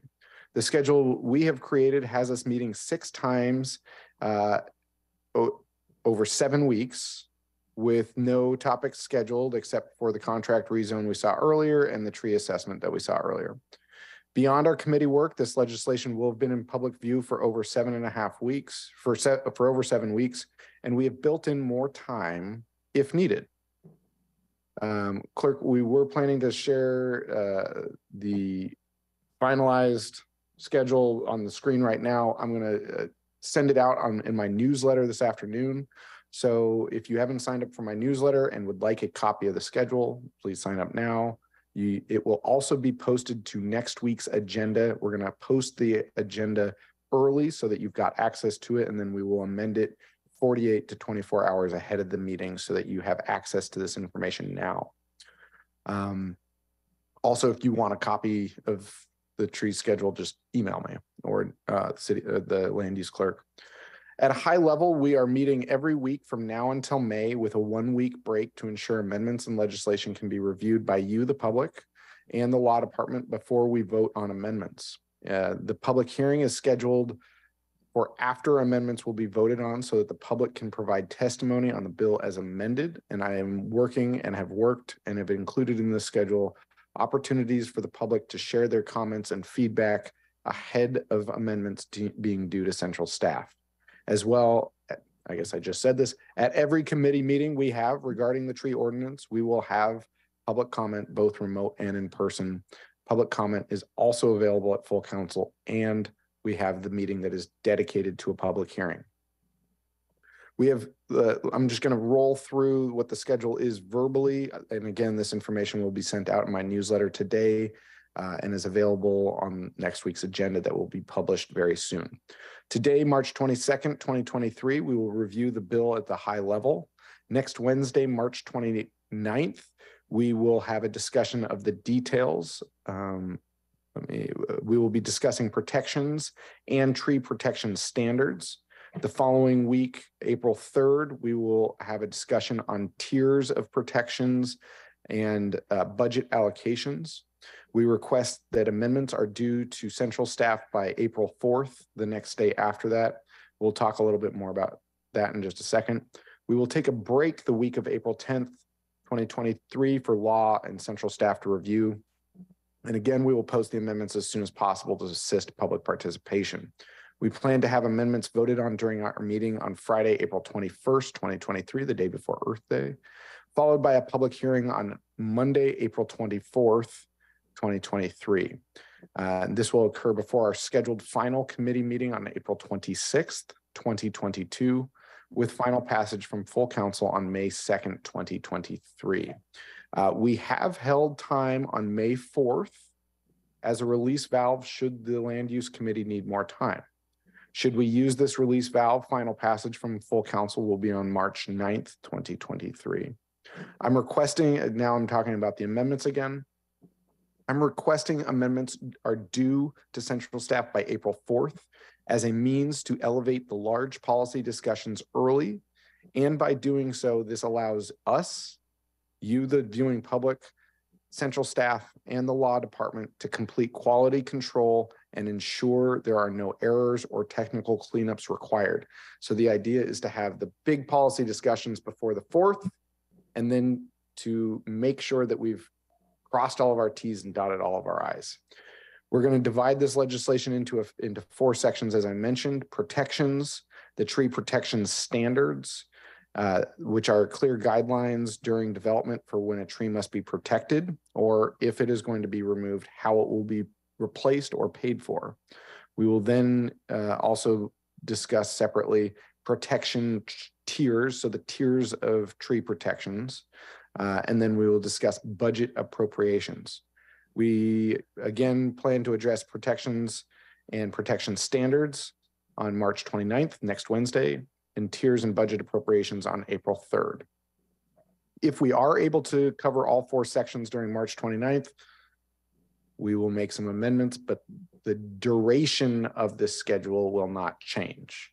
So the earliest a bill could be passed is April 26th. We have scheduled time, if needed, to take the bill up on May 4th.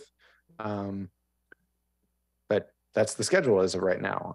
The schedule, while it may feel fast for people working on this legislation for 20 years or 5 years, this ordinance language will be in the public view for a longer period of time with more opportunities to participate than the majority of bills before council. This bill was transmitted to council on March 8th, and I know from meeting with Urban Forestry Commission last week, they had a copy last week. And the schedule we have created has us meeting 6 times in 7 weeks with pretty much no other topics scheduled except for the ones I mentioned. And beyond our committee work, this legislation will be in view of the public for at least 7 weeks. And we've, as I've said, built in more time if needed. One aspect that motivates me to move with urgency is that I'm worried that having this bill before us will spur tree removals ahead of this legislation becoming law. And so that is why I'm moving with urgency. That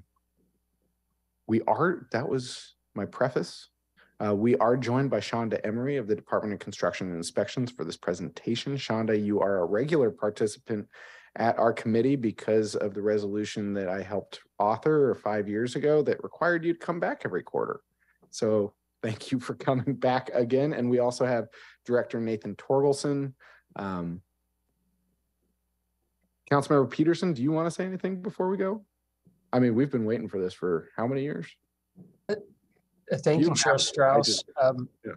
And thanks for laying out that schedule. You know, the May 2nd or May 9th full city council approval. I mean, that all seems doable. I'm trying to reconcile with I know the Urban Forestry Commission. I think I want to say their next meeting is on April 4th or April 5th. And so I just didn't know how we would get the amendments in time, you know, get input from Urban Forestry Commission in case some of those translate into amendments. So maybe there'll be some grace of a couple of days with that, but I can talk to central staff if that's the appropriate route. Yes, and if it makes more sense to have a representative from Urban Forestry Commission join us at the table, I'm open to that, like we did for the tree service provider bill. When I joined their committee last week, I gave a higher level overview of the schedule and requested them to set up special committee meetings to discuss this bill because they've been working on it for so long, and we need to keep moving. So I want this schedule to be flexible enough to get the important public participation that we require. And also, we need to move urgently. Excellent. No further ado, Director Torgelson, Shonda, take it away. Okay. Thank you, Councilmember Strauss. I want to recognize the extraordinary effort of this proposal. As Councilmember Strauss mentioned, this has been many, many years in the making. And in my long career at the city, I have gotten more emails about trees than any other topic, and really appreciate the public dialogue about this topic. It's a really important public discussion. I want to thank the leadership of the Herald administration and you, Councilmember Strauss, and Councilmember Peterson, and the Land Use Committee to getting us to today's committee meeting. This is a big deal, and we relied a lot on background policy direction that provided guidance for the development of this proposal. And I just want to call out 2 council resolutions. In March of 2019, the council adopted resolution 31780, and that recognized the benefits of Seattle's urban forest and the commitment to work with the community and city departments to update our tree regulations. And this was also concurrent with the ordinance to implement the mandatory housing affordability. And then in September 2019, the council adopted resolution 31902, And this laid out the council and the mayor's interest to consider strategies to protect trees and to increase our canopy. One of the things I just wanted to highlight in that resolution that the council adopted in September 2019 that's really important is it called on us to develop and execute a culturally and linguistically appropriate community engagement plan that prioritizes engagement with residents, low income and low canopy neighborhoods. And you're going to hear about that later in today's presentation. So the proposal before you today is a good government approach. It strengthens our tree regulations and increases the protection of our existing trees. We heard a lot about that from Director Farrell and Patty in the previous presentation. It reduces bureaucratic hurdles. It provides better information for our home builders in the city of Seattle. And we feel it provides better predictability for everyone. So it's my pleasure to introduce Shonda Emery, who has worked tirelessly and patiently for many years on this proposal. Thank you, Shonda, for your hundreds of hours on this effort. Shonda is going to discuss the extensive public outreach that we have done on this proposal in this administration and in previous administrations. The partnerships behind trees, the SEPA review, the actual proposal before you today, and also to talk about equity in city tree planting and our focus on tree planting in our communities that have the lowest tree canopy and in our communities with our lowest income populations. So, Shonda, take it away. Thank you.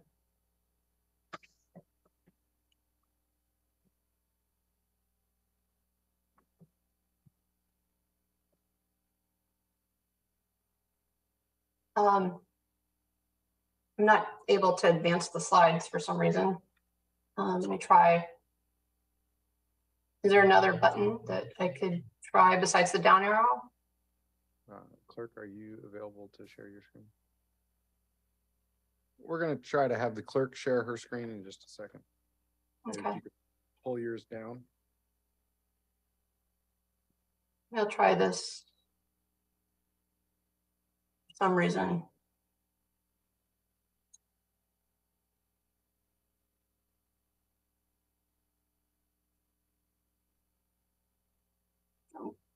Council member, should I stop sharing if? Yes, if you could. Okay.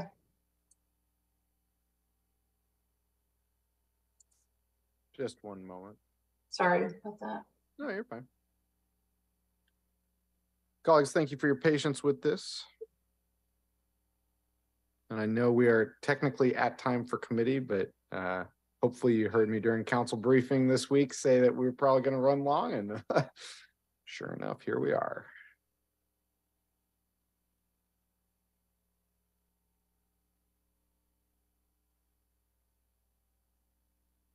Shonda, do you want to give it a try one more time? While yeah, I'd be happy to.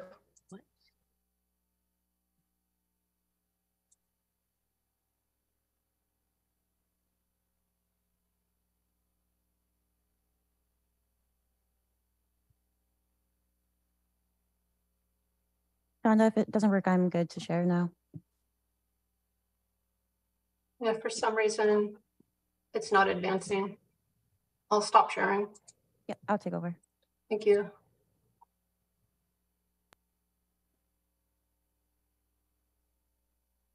Can you pull it out of the web browser or zoom in? I'll get started. Today's presentation will cover the background and history of this work. We'll also look at the strategies that SDCI and OSC explored per Council Resolution 31902. And then we'll look at the key updates and the details of the director's recommendations. So recommendations in this presentation were carefully developed and shaped over a 4-year timeframe, beginning in the fall of 2019 with Council's resolution. The team that worked on this legislation took bold steps forward to center and prioritize underserved communities with lower tree canopies, address climate change, and use data-driven decision-making to fully support healthy outcomes of the urban forest with housing production. Next slide, please. So this legislation responds to the data presented to us and takes action. It protects existing trees and regulates more trees. This slide here shows high-level citywide tree canopy comparisons. The two images on the right-hand side show 24-inch threshold and 30-inch threshold diameter, which are very large, huge trees over 2 feet in diameter, like Douglas firs, western red cedars, and sequoias. So you can see that there's not a lot of difference between the 24-inch and the 30-inch, and that's generally what we regulate right now in our existing tree code. Those two images are nearly identical. The image on the far left side of the screen shows locations of all the small, medium-sized trees, 12 inches in diameter and larger. So it includes everything to the right. Regulating with the 12-inch threshold would put Seattle on par with other jurisdictions in the Pacific Northwest. It would also regulate a total of approximately 70,400 trees. To put this into perspective, the current code regulates 17,700 trees. So this is a substantial increase in the tree protections regulating trees as small as 12 inches in diameter on private property. So these next few slides will highlight some of the background and the history that led to the shaping of this legislation, beginning with the public outreach piece. Shonda, before we move on to that, the next slide, I know we'll get into this later in the presentation. Just to keep it as simple as possible, we are now going to protect 12 inches and above with this legislation, correct? That's correct, council member. And what we currently have protections for are 24 inches and above. Is that correct? Yes, that's correct, council member. So just as a real simple way of looking at it, on the right-hand side are the current or pictures of the current tree protections, and on the left hand is the proposed. Thank you. Councilmember Peterson. Thank you, Chair Strauss. And I'm still working my way through the legislation, but just wanted to better understand this because I know that's been mentioned before about this proposed bill would protect more trees, but is it that we're regulating more trees or protecting them? Because I thought that we'd simply be regulating more, but there's still ways that those trees could be removed. There's, right? I mean, there's a whole in lieu fee proposal where they could be removed if the landowner writes a check. So they won't guarantee that they're protected. It's just that we're regulating them. They're brought under the realm of this regulation. Yes. Shonda, I'm going to answer that one. I think I'm going to let you off the hook on that, which Councilmember Peterson, you're right. It is regulations, and within those regulations are protections. And what I mean by that is that if a tree is to be removed, there's no requirement today that it is replaced.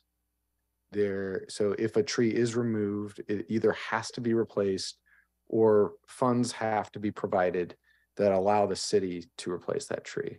Shonda, if you want to expand beyond that, happy to. Councilmember Peterson, I think regulation is a fair term. I also think that protection is adequate as well, because today, if you removed any of those trees that is on the left and not included on the right, you don't have to do anything to help move forward our tree canopy. With the bill before us today, if you are to remove those trees, there are regulations in place that set us up to grow our tree canopy. Feel free to respond, Shonda, if you want. I just wanted to frame that for the public. Thank you, council member. That's correct. This bill is, regulating, but it's also strengthening tree protections at the same time. Next slide, please. So early on, our cross-departmental team was fully committed to conducting broad and inclusive public outreach. In the summer of 2021, SDCI and OSC initiated the public outreach and engagement phase of this work that helped the city obtain feedback on strategies explored per resolution 31902 from BIPOC residents as others, including community organizations, environmental groups, builders, homeowners, tree service providers, and real estate agents. So there were countless conversations that helped the city identify and understand community and stakeholder interests and priorities that proactively shaped and informed the recommendations. To do this, we did a two-prong approach to optimize inclusive engagement. The first approach was an interdepartmental partnership using a team of community liaisons from the Department of Neighborhoods to conduct culturally appropriate engagement, targeting the needs and gathering input from vulnerable communities. The community liaison team conducted in-person meetings with community members, and they conducted a series of meetings that were held for non-English speaking residents using the top tier languages citywide. And then on a parallel track, the other outreach method used focus groups to reach other stakeholders using an online listening session format in order to both collect input and inform recommendations and allow for more time for inclusive engagement. SDCI and OSC conducted those two phases concurrently. And so that work took place between July and October of 2021. Next slide, please. So this project, really has been a very rewarding one. First and foremost, the city's Urban Forestry Commission has been a longstanding advisory body of dedicated commissioners that have worked in partnership with SDCI and OSC to meet regularly throughout this process. There were many meetings held between 2019 and now, including staff briefings and other smaller deliberative work sessions to study the details of what could be and might be in this ordinance. There are also other key stakeholders that work together with the city, like the University of Washington, that provided written comments to SDCI regarding the draft legislation. So all comments were read and they were reviewed and they were carefully considered. I'm also very proud and deeply inspired by the amount of passion and hard work that went into shaping this legislation. There were many people involved, the staff of OSC, SDOT, SVR, and the city budget office, as well as other subject matter experts from SDCI. Certified arborists worked in support of a common vision to update the existing regulations. Next slide, please. So SDCI completed an environmental SEPA draft review on the draft legislation in 2021. The draft legislation was publicly available along with 2 associated draft director's rules in February of last year.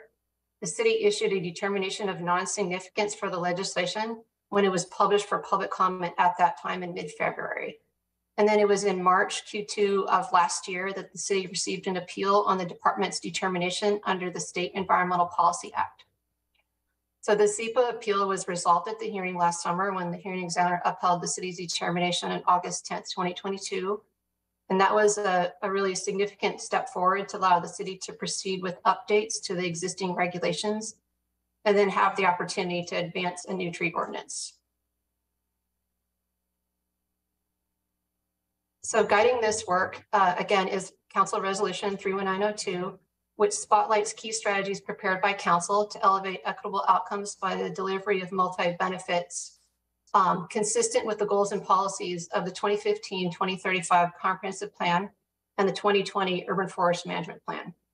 So this Council resolution directed SDCI in consultation with OSC to explore strategies to increase tree protections.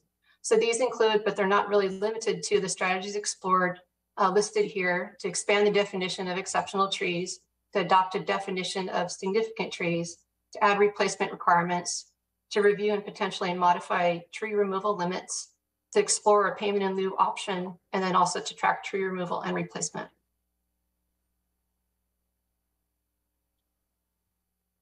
This legislation addressed items in the resolution. The legislation aims to reverse recent declines in tree canopy coverage by providing strong, sound, good governance approach that works to build healthy communities. SDCI explored a new permit requirement for tree removal that would be applicable to homeowners when no development is proposed. And it was addressed in the recently adopted tree service provider registration bill. That bill holds that tree service providers are accountable for following the tree codes. So in the bill, there's a notice requirement for tree activities to neighbors. And then this bill also works together with SDCI's tree tracking and GIS. So trees that are removed, replaced, and replanted are tracked and documented when the tree service providers do commercial tree work in the city. The data provided to the city by tree service providers helps the city, and then registered tree service providers are required to report that information when doing any tree activities in Seattle. This slide highlights some of the key proposed changes, or what is a are the buckets that we wanted to address in the legislation. These updates include, but they're not limited to, using a new tree tiered nomenclature or categories for tiers 1 through 4, an adjustment of the tree removal limits, strengthening heritage tree protections, and then requiring street trees for new residential construction.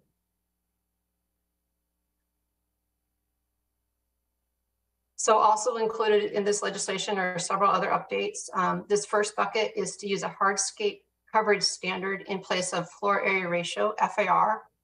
And then another bucket here is to clarify tree protection areas and allowed tree activities. And then there's another important piece, or a couple other important pieces to this legislation. Some proposed key updates include the allowance of a payment in lieu option, and then a requirement for hazardous tree replacement starting at 12-inch diameter and greater, and then a clarification of requirements for major institutions, and then updating the tree covenant language.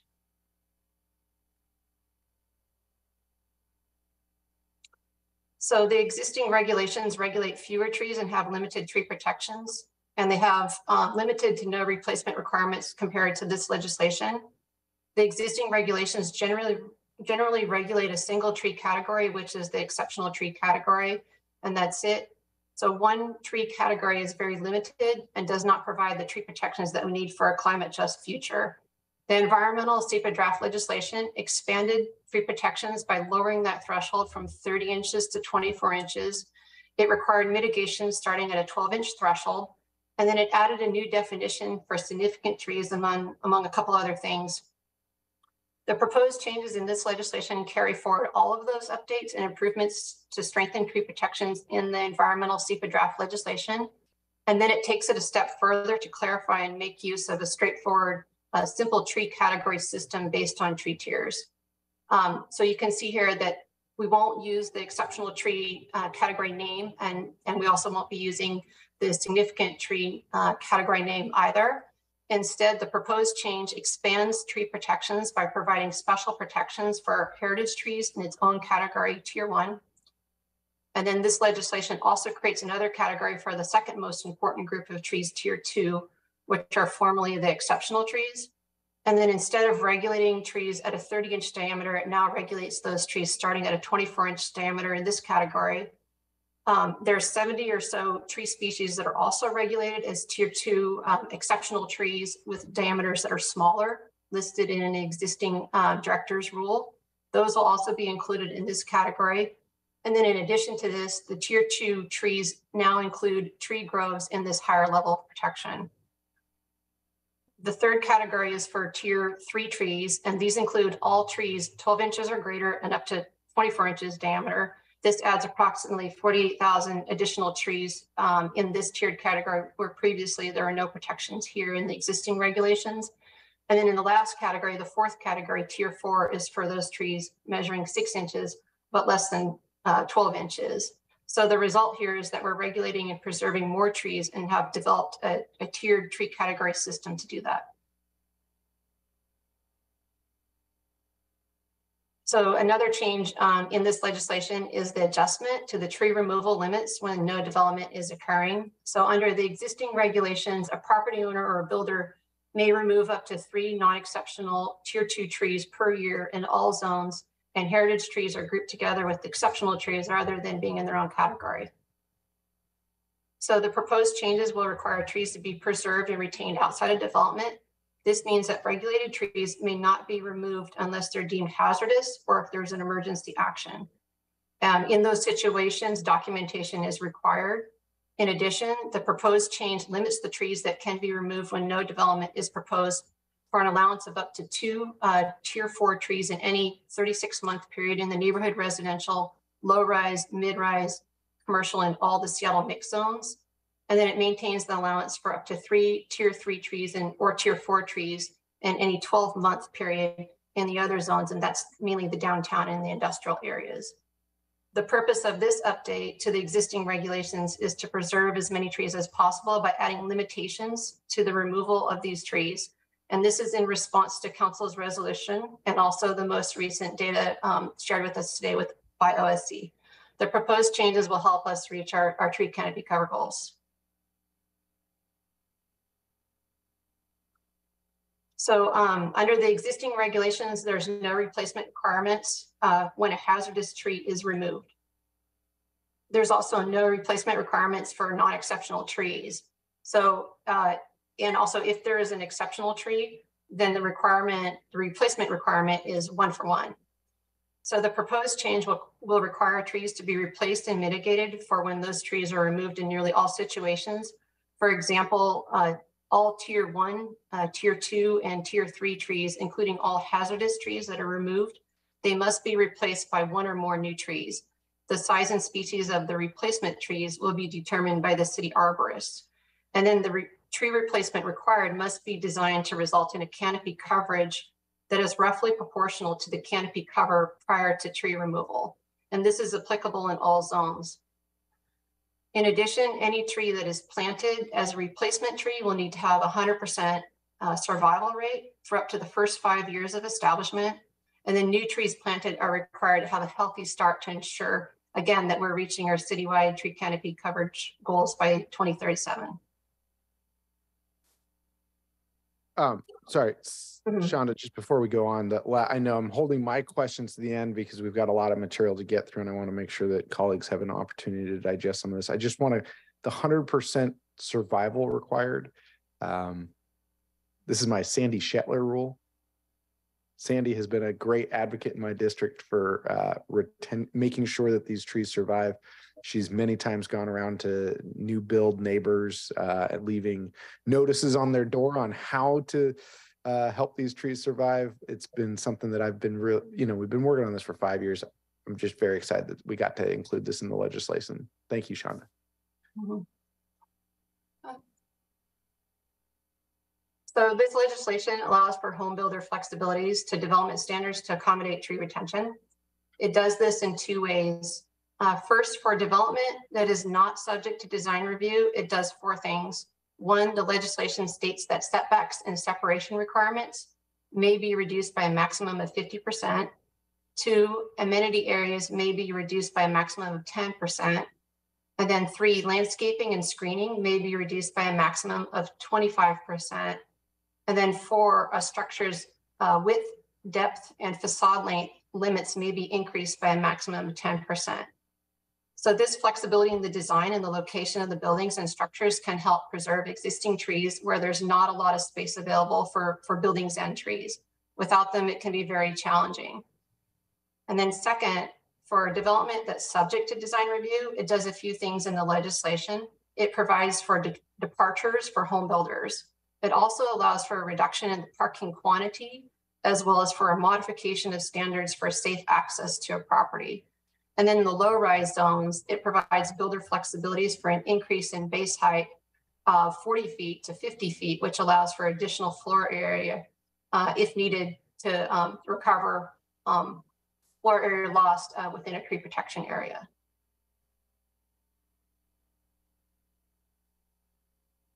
This legislation updates how trees are regulated and how trees are protected and how these work together to allow for development to occur. It gives the ability to increase citywide tree canopy and increase housing stock at the same time. So we know that, we've heard that pushing housing outside the city contributes to carbon emissions. And then we also know that trees provide multiple benefits, including, like we've heard today, reducing the heat island effect. So being receptive to feedback, it's clear that with these additional tree regulations, we can use a standard that's more predictable and more fully communicates what zoning allows.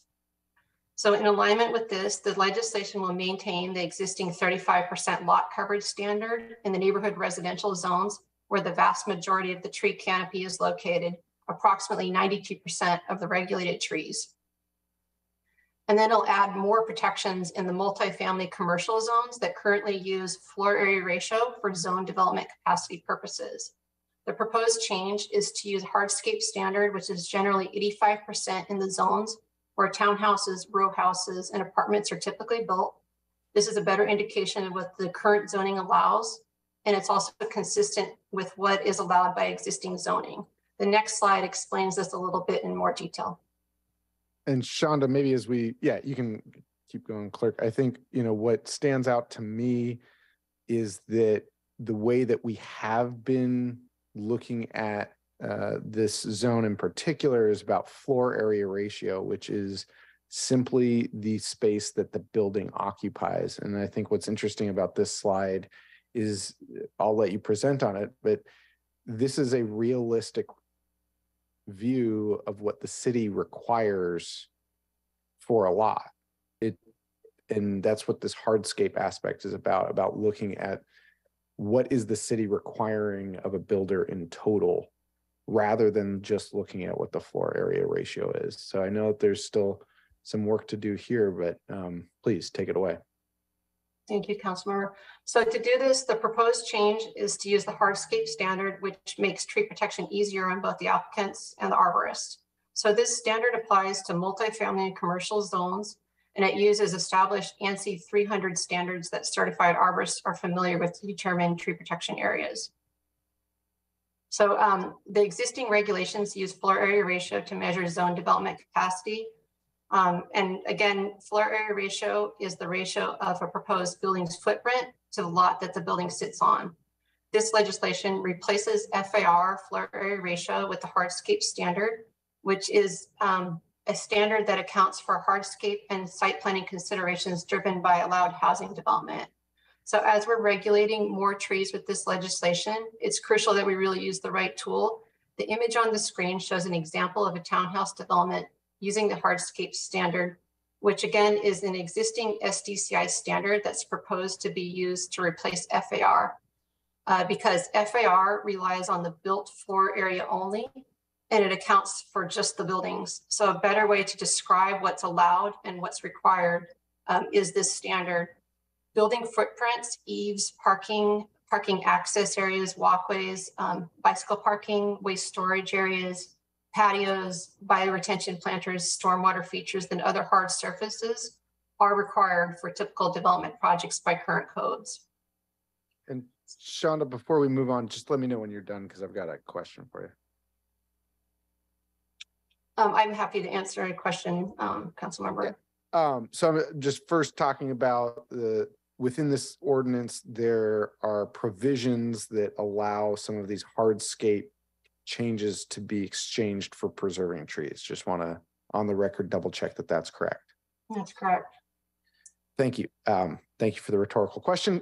So all I'm trying to say is that some of what is required in this image can be traded for trees. I'd love to, in our next committee meeting next week, dig into this slide a little bit more, because there are ways that we can protect trees. If there was a tier 1 tree on the left-hand setback, what would happen in this situation? So the proposed change is for tier 1 trees, they cannot be removed. That's the highest level of protection in this new tree tiered nomenclature. And so that tree could not be removed unless it was deemed hazardous, and there's documentation required for that.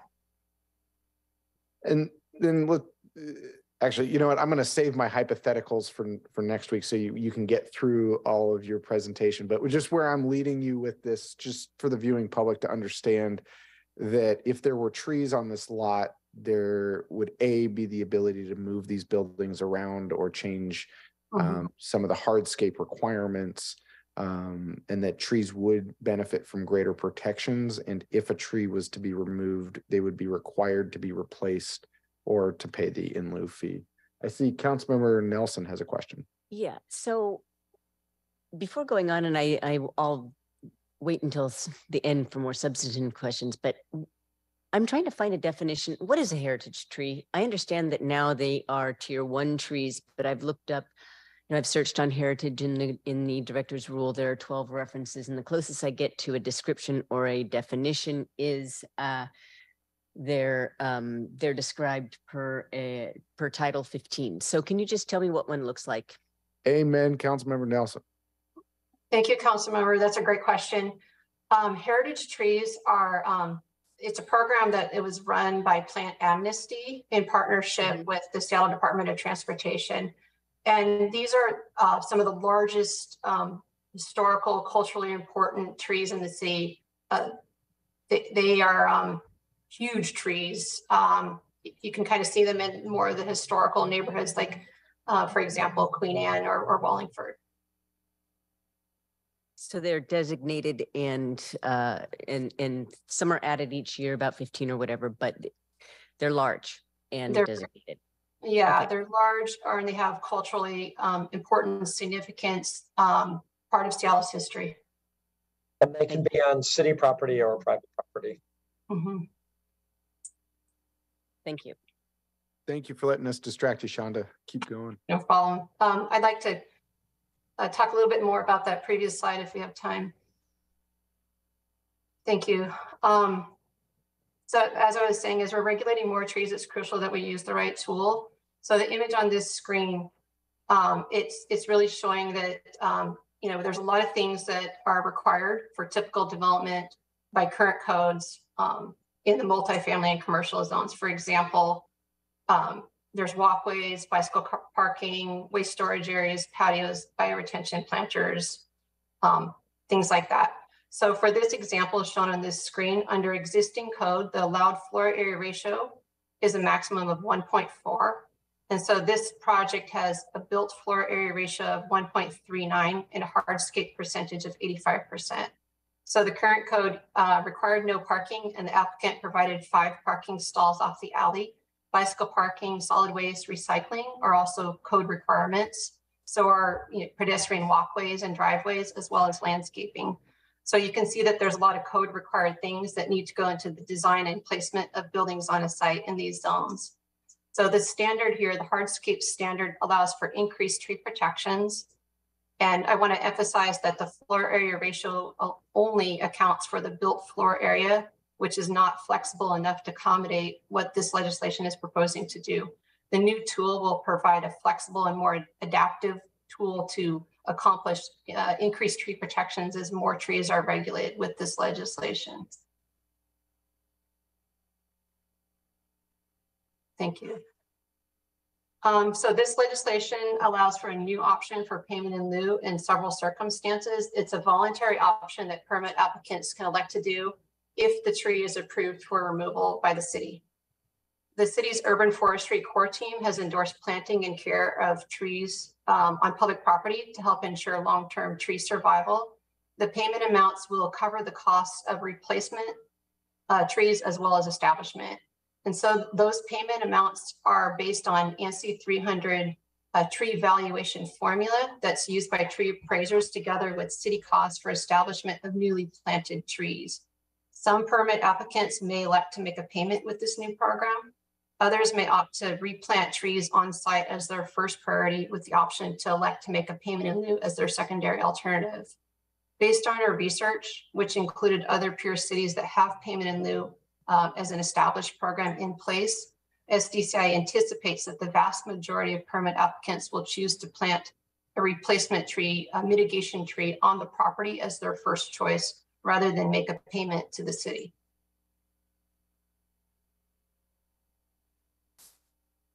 So this slide shows the code required mitigation and payment amounts for the applicable tree categories for this legislation.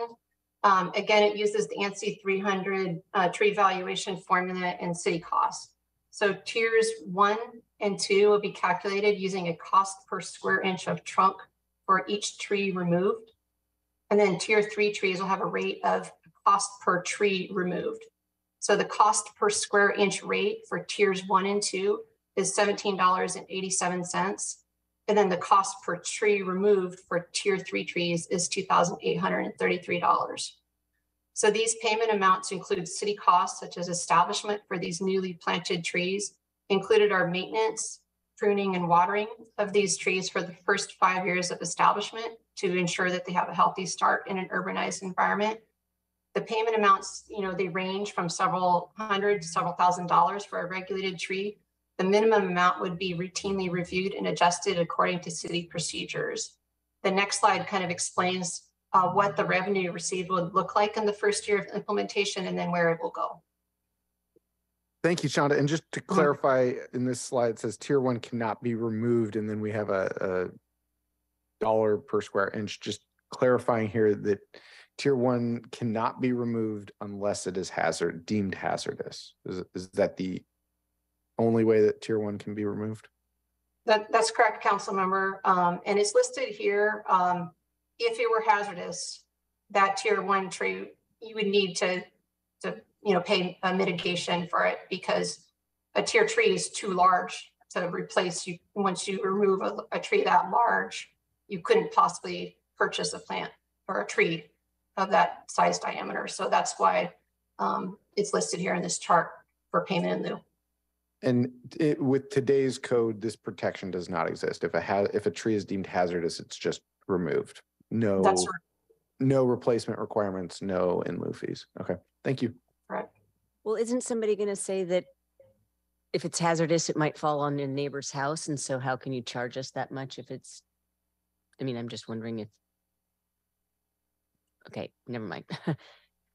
It's a good question. There's so different programs that we've got going on that allow for replacement.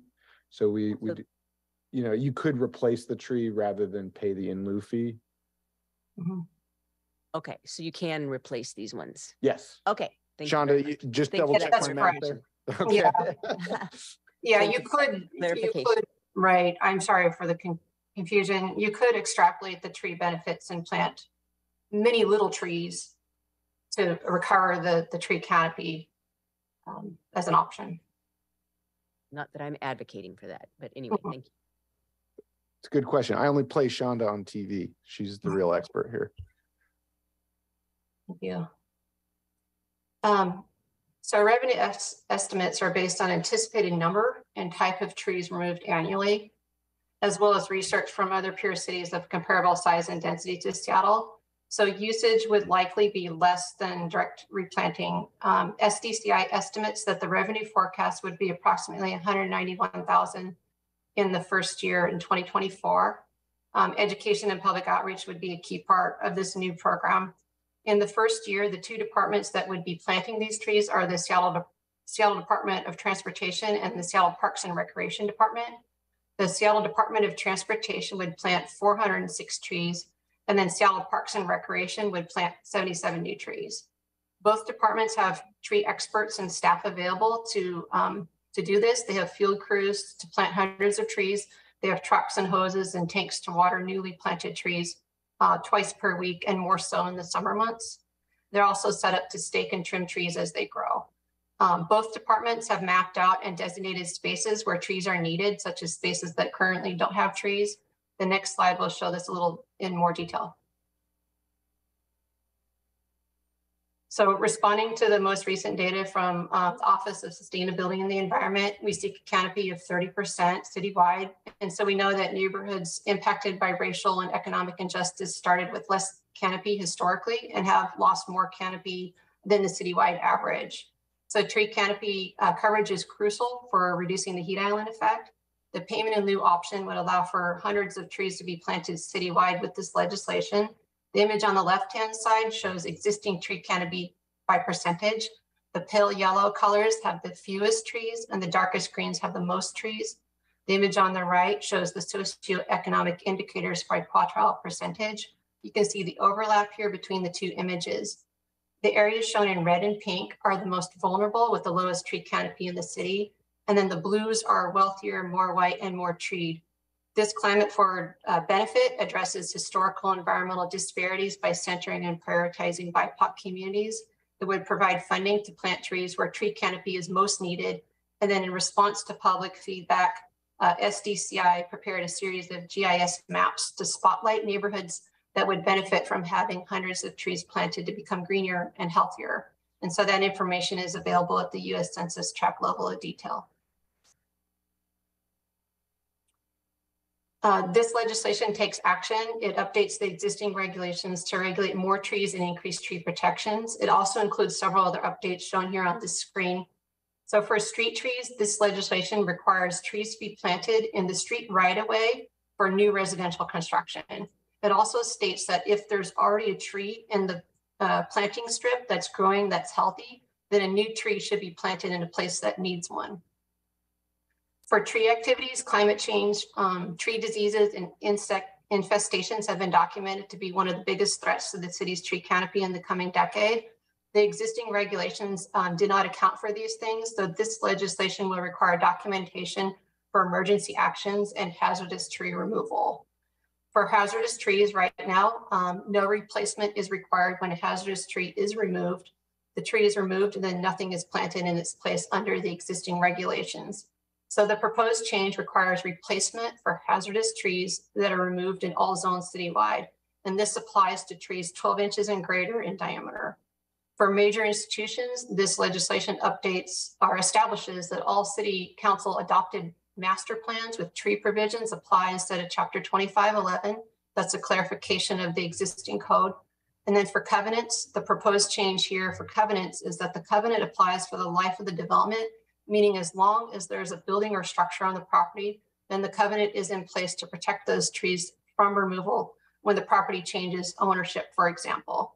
It also makes it clear that the covenant may be removed if the tree has long since perished, and this updates and clarifies existing regulations. And then the last one on this chart here is the additional SDCI positions. This legislation will regulate thousands of additional trees. Because more trees will be protected and regulated, SDCI will need more staff to have the capacity to handle this. So staffing this change will require a commitment to hiring permit review, inspection staff to enforce this code. Next slide, please.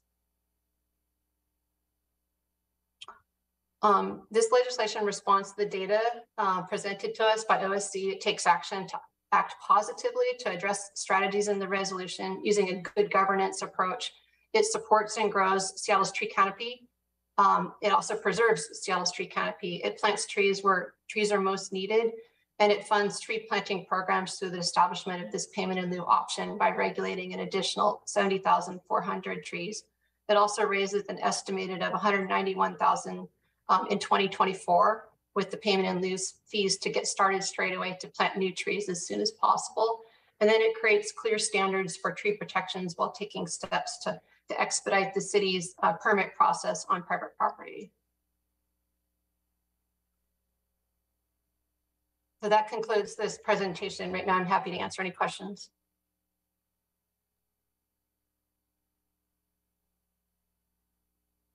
Sorry. Sounds like Councilmember Nelson, do you need a Band-Aid? My hand is not up. What? Never mind. Miscommunication on the dais. Councilmember Peterson, please. Thank you, Chair Strauss. Thanks for this presentation. It's very helpful. I'm just going back to some of the other slides. One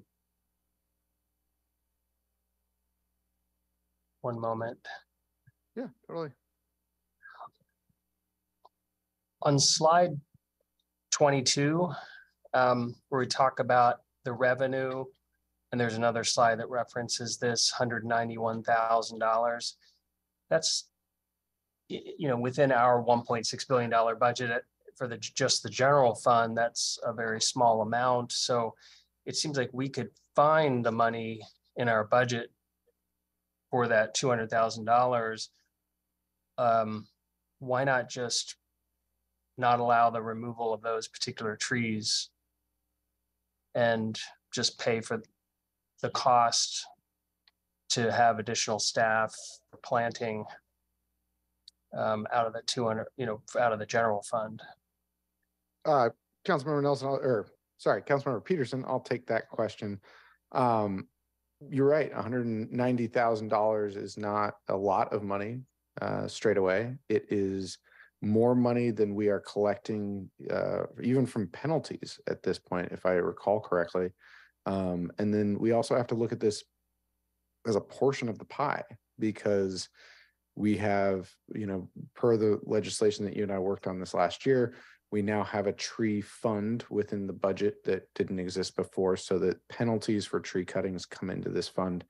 But I think the point that you're getting at is important, because we have to understand that more trees are going to receive regulation and protection under this proposed rule today than we have currently.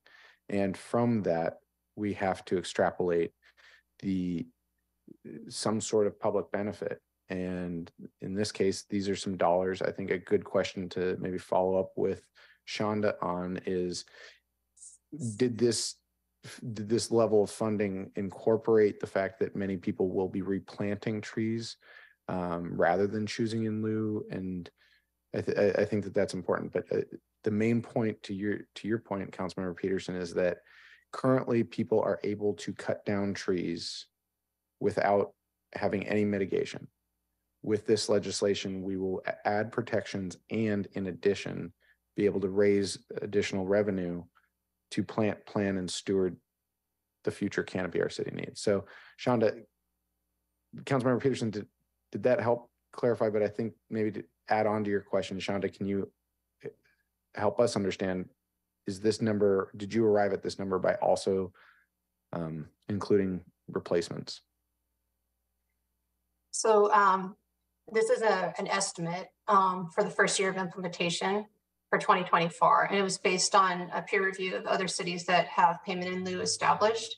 What we heard from other cities is that most permit applicants will choose to plant a replacement tree on site as their first priority.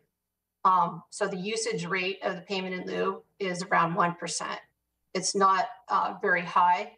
Most people would choose to try to plant that tree on site because the cost of a tree at a plant nursery is a couple $100 versus paying the city to plant a tree elsewhere and then include those establishment costs to care for the tree as it's growing. The watering is probably the biggest cost in establishing a new tree. Chair, can I keep follow going, up? Councilmember Peterson. Yeah, just pass the mic when you're done. Just want to clarify on this concept of replacing, because what I understand we're doing is we're saying, you can take out a 24-inch diameter tree, but you're replacing it with something that is not going to be as large or mature. So wouldn't the replacement be like a 2-inch diameter or something like that? I mean, so then there's a net loss in terms of the canopy, even though you're replacing. So replacement, I guess, it's not an equal girth, and so there is a loss, a net loss in the tree's benefits and canopy with the new replacement. Is that, I mean, we're replacing it with a 2-inch. I mean, what is a normal, what will these replacement trees look like typically? Yeah, Councilmember, sorry, I think this is a good discussion for you and me, Councilmember Peterson, because I think what struck me about the Mark's Arboretum that we showed in the video earlier today was that he clear cut his lot before he planted all those trees. And if we are going to be stewarding the future canopy of our city that is climate resilient and that is creating the space for the housing that we need, we have to be thinking about how are we setting up our future generation to have this canopy? Because right now we are stuck without having adequate protections of trees, and we're not able to have the standards and predictability to build the housing that we need. And I know in many cases in the past, the conversation about protecting trees has been a proxy conversation about development. And this bill before us today both protects trees and gives us the predictability that we need for housing. I think what I heard in public comment today was that neither side is very happy with the bill before us. And that seems to me to mean that we might have struck a good way forward. But I think to answer your question is, number one, within short order, the tree that is replaced that doesn't meet the canopy that was removed will meet that canopy in short order. And then two, when we were talking about pests and disease, we know that a lot of the trees in Seattle are not tolerant to the changes in our climate. And if we are going to be future looking to save the canopy that we need to be planting climate resilient trees. That's me editorializing a little bit, might be a little bit off the bill, but happy to continue the discussion on or off the record. And then one more question is about the when there's not development, if we could go back to that slide. Let's see, which slide is that? There was a slide that said no development, I believe. Slide 12. Yeah, that sounds right. There we go. So on this, it says existing regulations and then proposed changes. And so what I'm seeing here is that up to 2 tier 4 trees may be removed in any 36-month period, and up to 3 tier 3 and tier 4 trees may be removed in any 12-month period. Is that more trees that could be removed than is the current regulation? Thank you, Councilmember. That's a really good question. No, this is strengthening the existing regulations right now because the tiered tree categories add new protections, for example, for heritage trees where there was not before.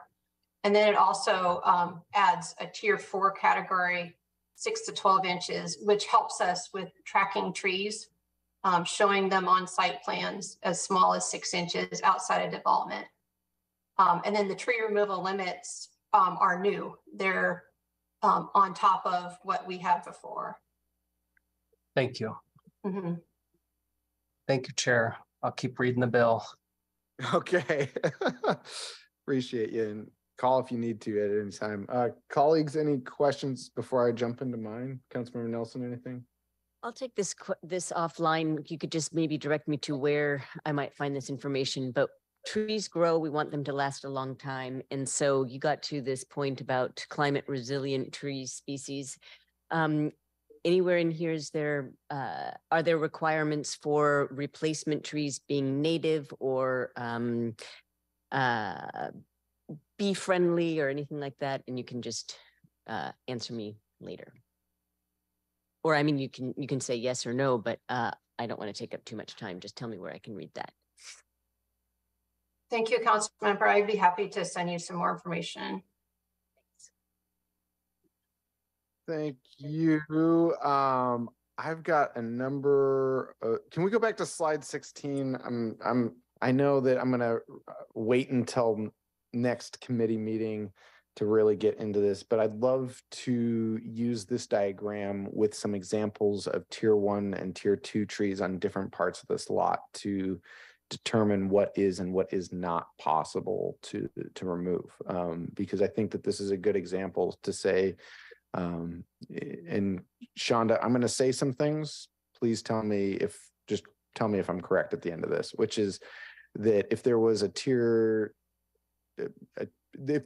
that was protected in the middle of this lot, it could be exchanged for one of the parking spaces or the walkway on one of the sides or the required setbacks. That this bill adds flexibility that does not exist currently because we are changing the mechanism that we're looking at this development through all of the city's requirements, not just floor area ratio. Did I get that correct? Just want to make sure. Yes, Councilmember, that's correct.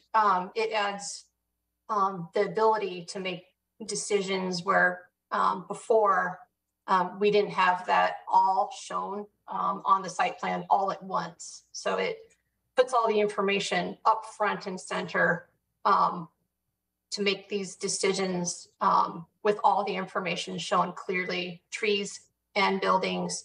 And then it points to incentives that builders can use to preserve trees on site plans.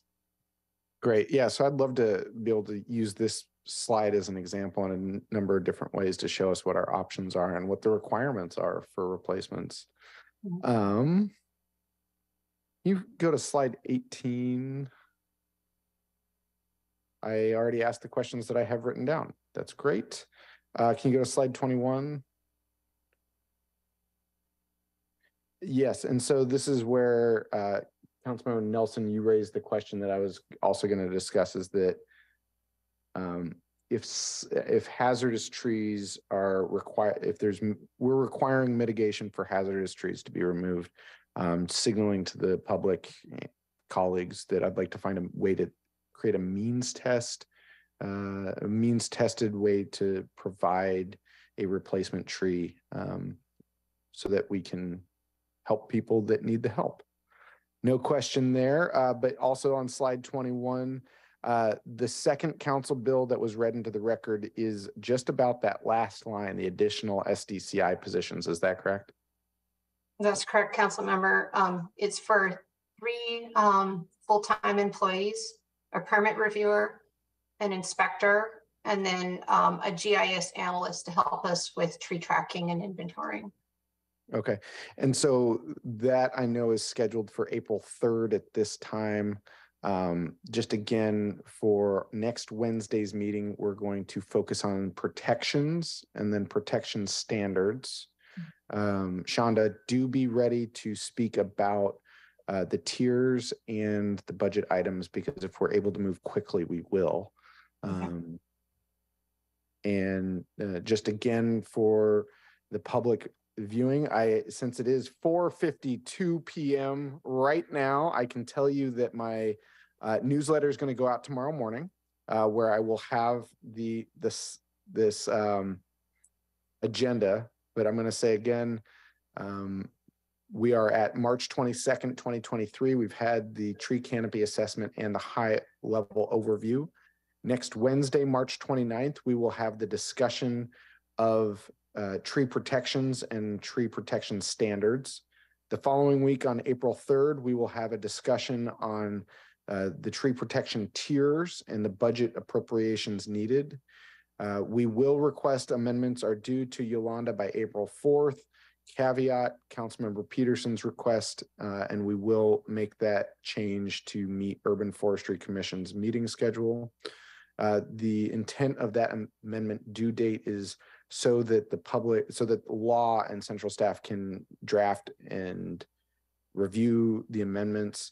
We will post the amendments as soon as possible ahead of the meeting on Friday, April 21st. The meeting on Friday, April 21st is going to be designed to vote on amendments. That will be followed by a public hearing on Monday, April 24th. Followed by our final scheduled committee meeting on the tree ordinance for April 26th, meaning that final passage from full council will be on May 2nd, 2023. Again, we have held time on May 4th as a release valve should the committee need more time to have this bill in committee, which would then mean March 9th final passage. Just for the viewing public, the bill won't be in effect for another 30 days. So while I know this, from the moment that this was transmitted to council to final passage is about 8 weeks, add on another 30-day, another 4 weeks till implementation. I just, what's center in my mind is that I don't want people to start cutting down trees before these protections are in place. This is again one of 6 scheduled meetings and then there's release valves on top of that within 6 weeks. And colleagues, any final questions before we wrap up for the day? Shonda, impressive presentation. Seeing no further questions, I think this is everyone's favorite part. This concludes the Wednesday, March 22nd, 2023 meeting of the Land Use Committee. The next Land Use Committee meeting is a special meeting on March 29th, 2023 at 9:30 a.m. Just remember, colleagues, it's a morning meeting next Wednesday. Thank you for attending. We are adjourned. Thank you.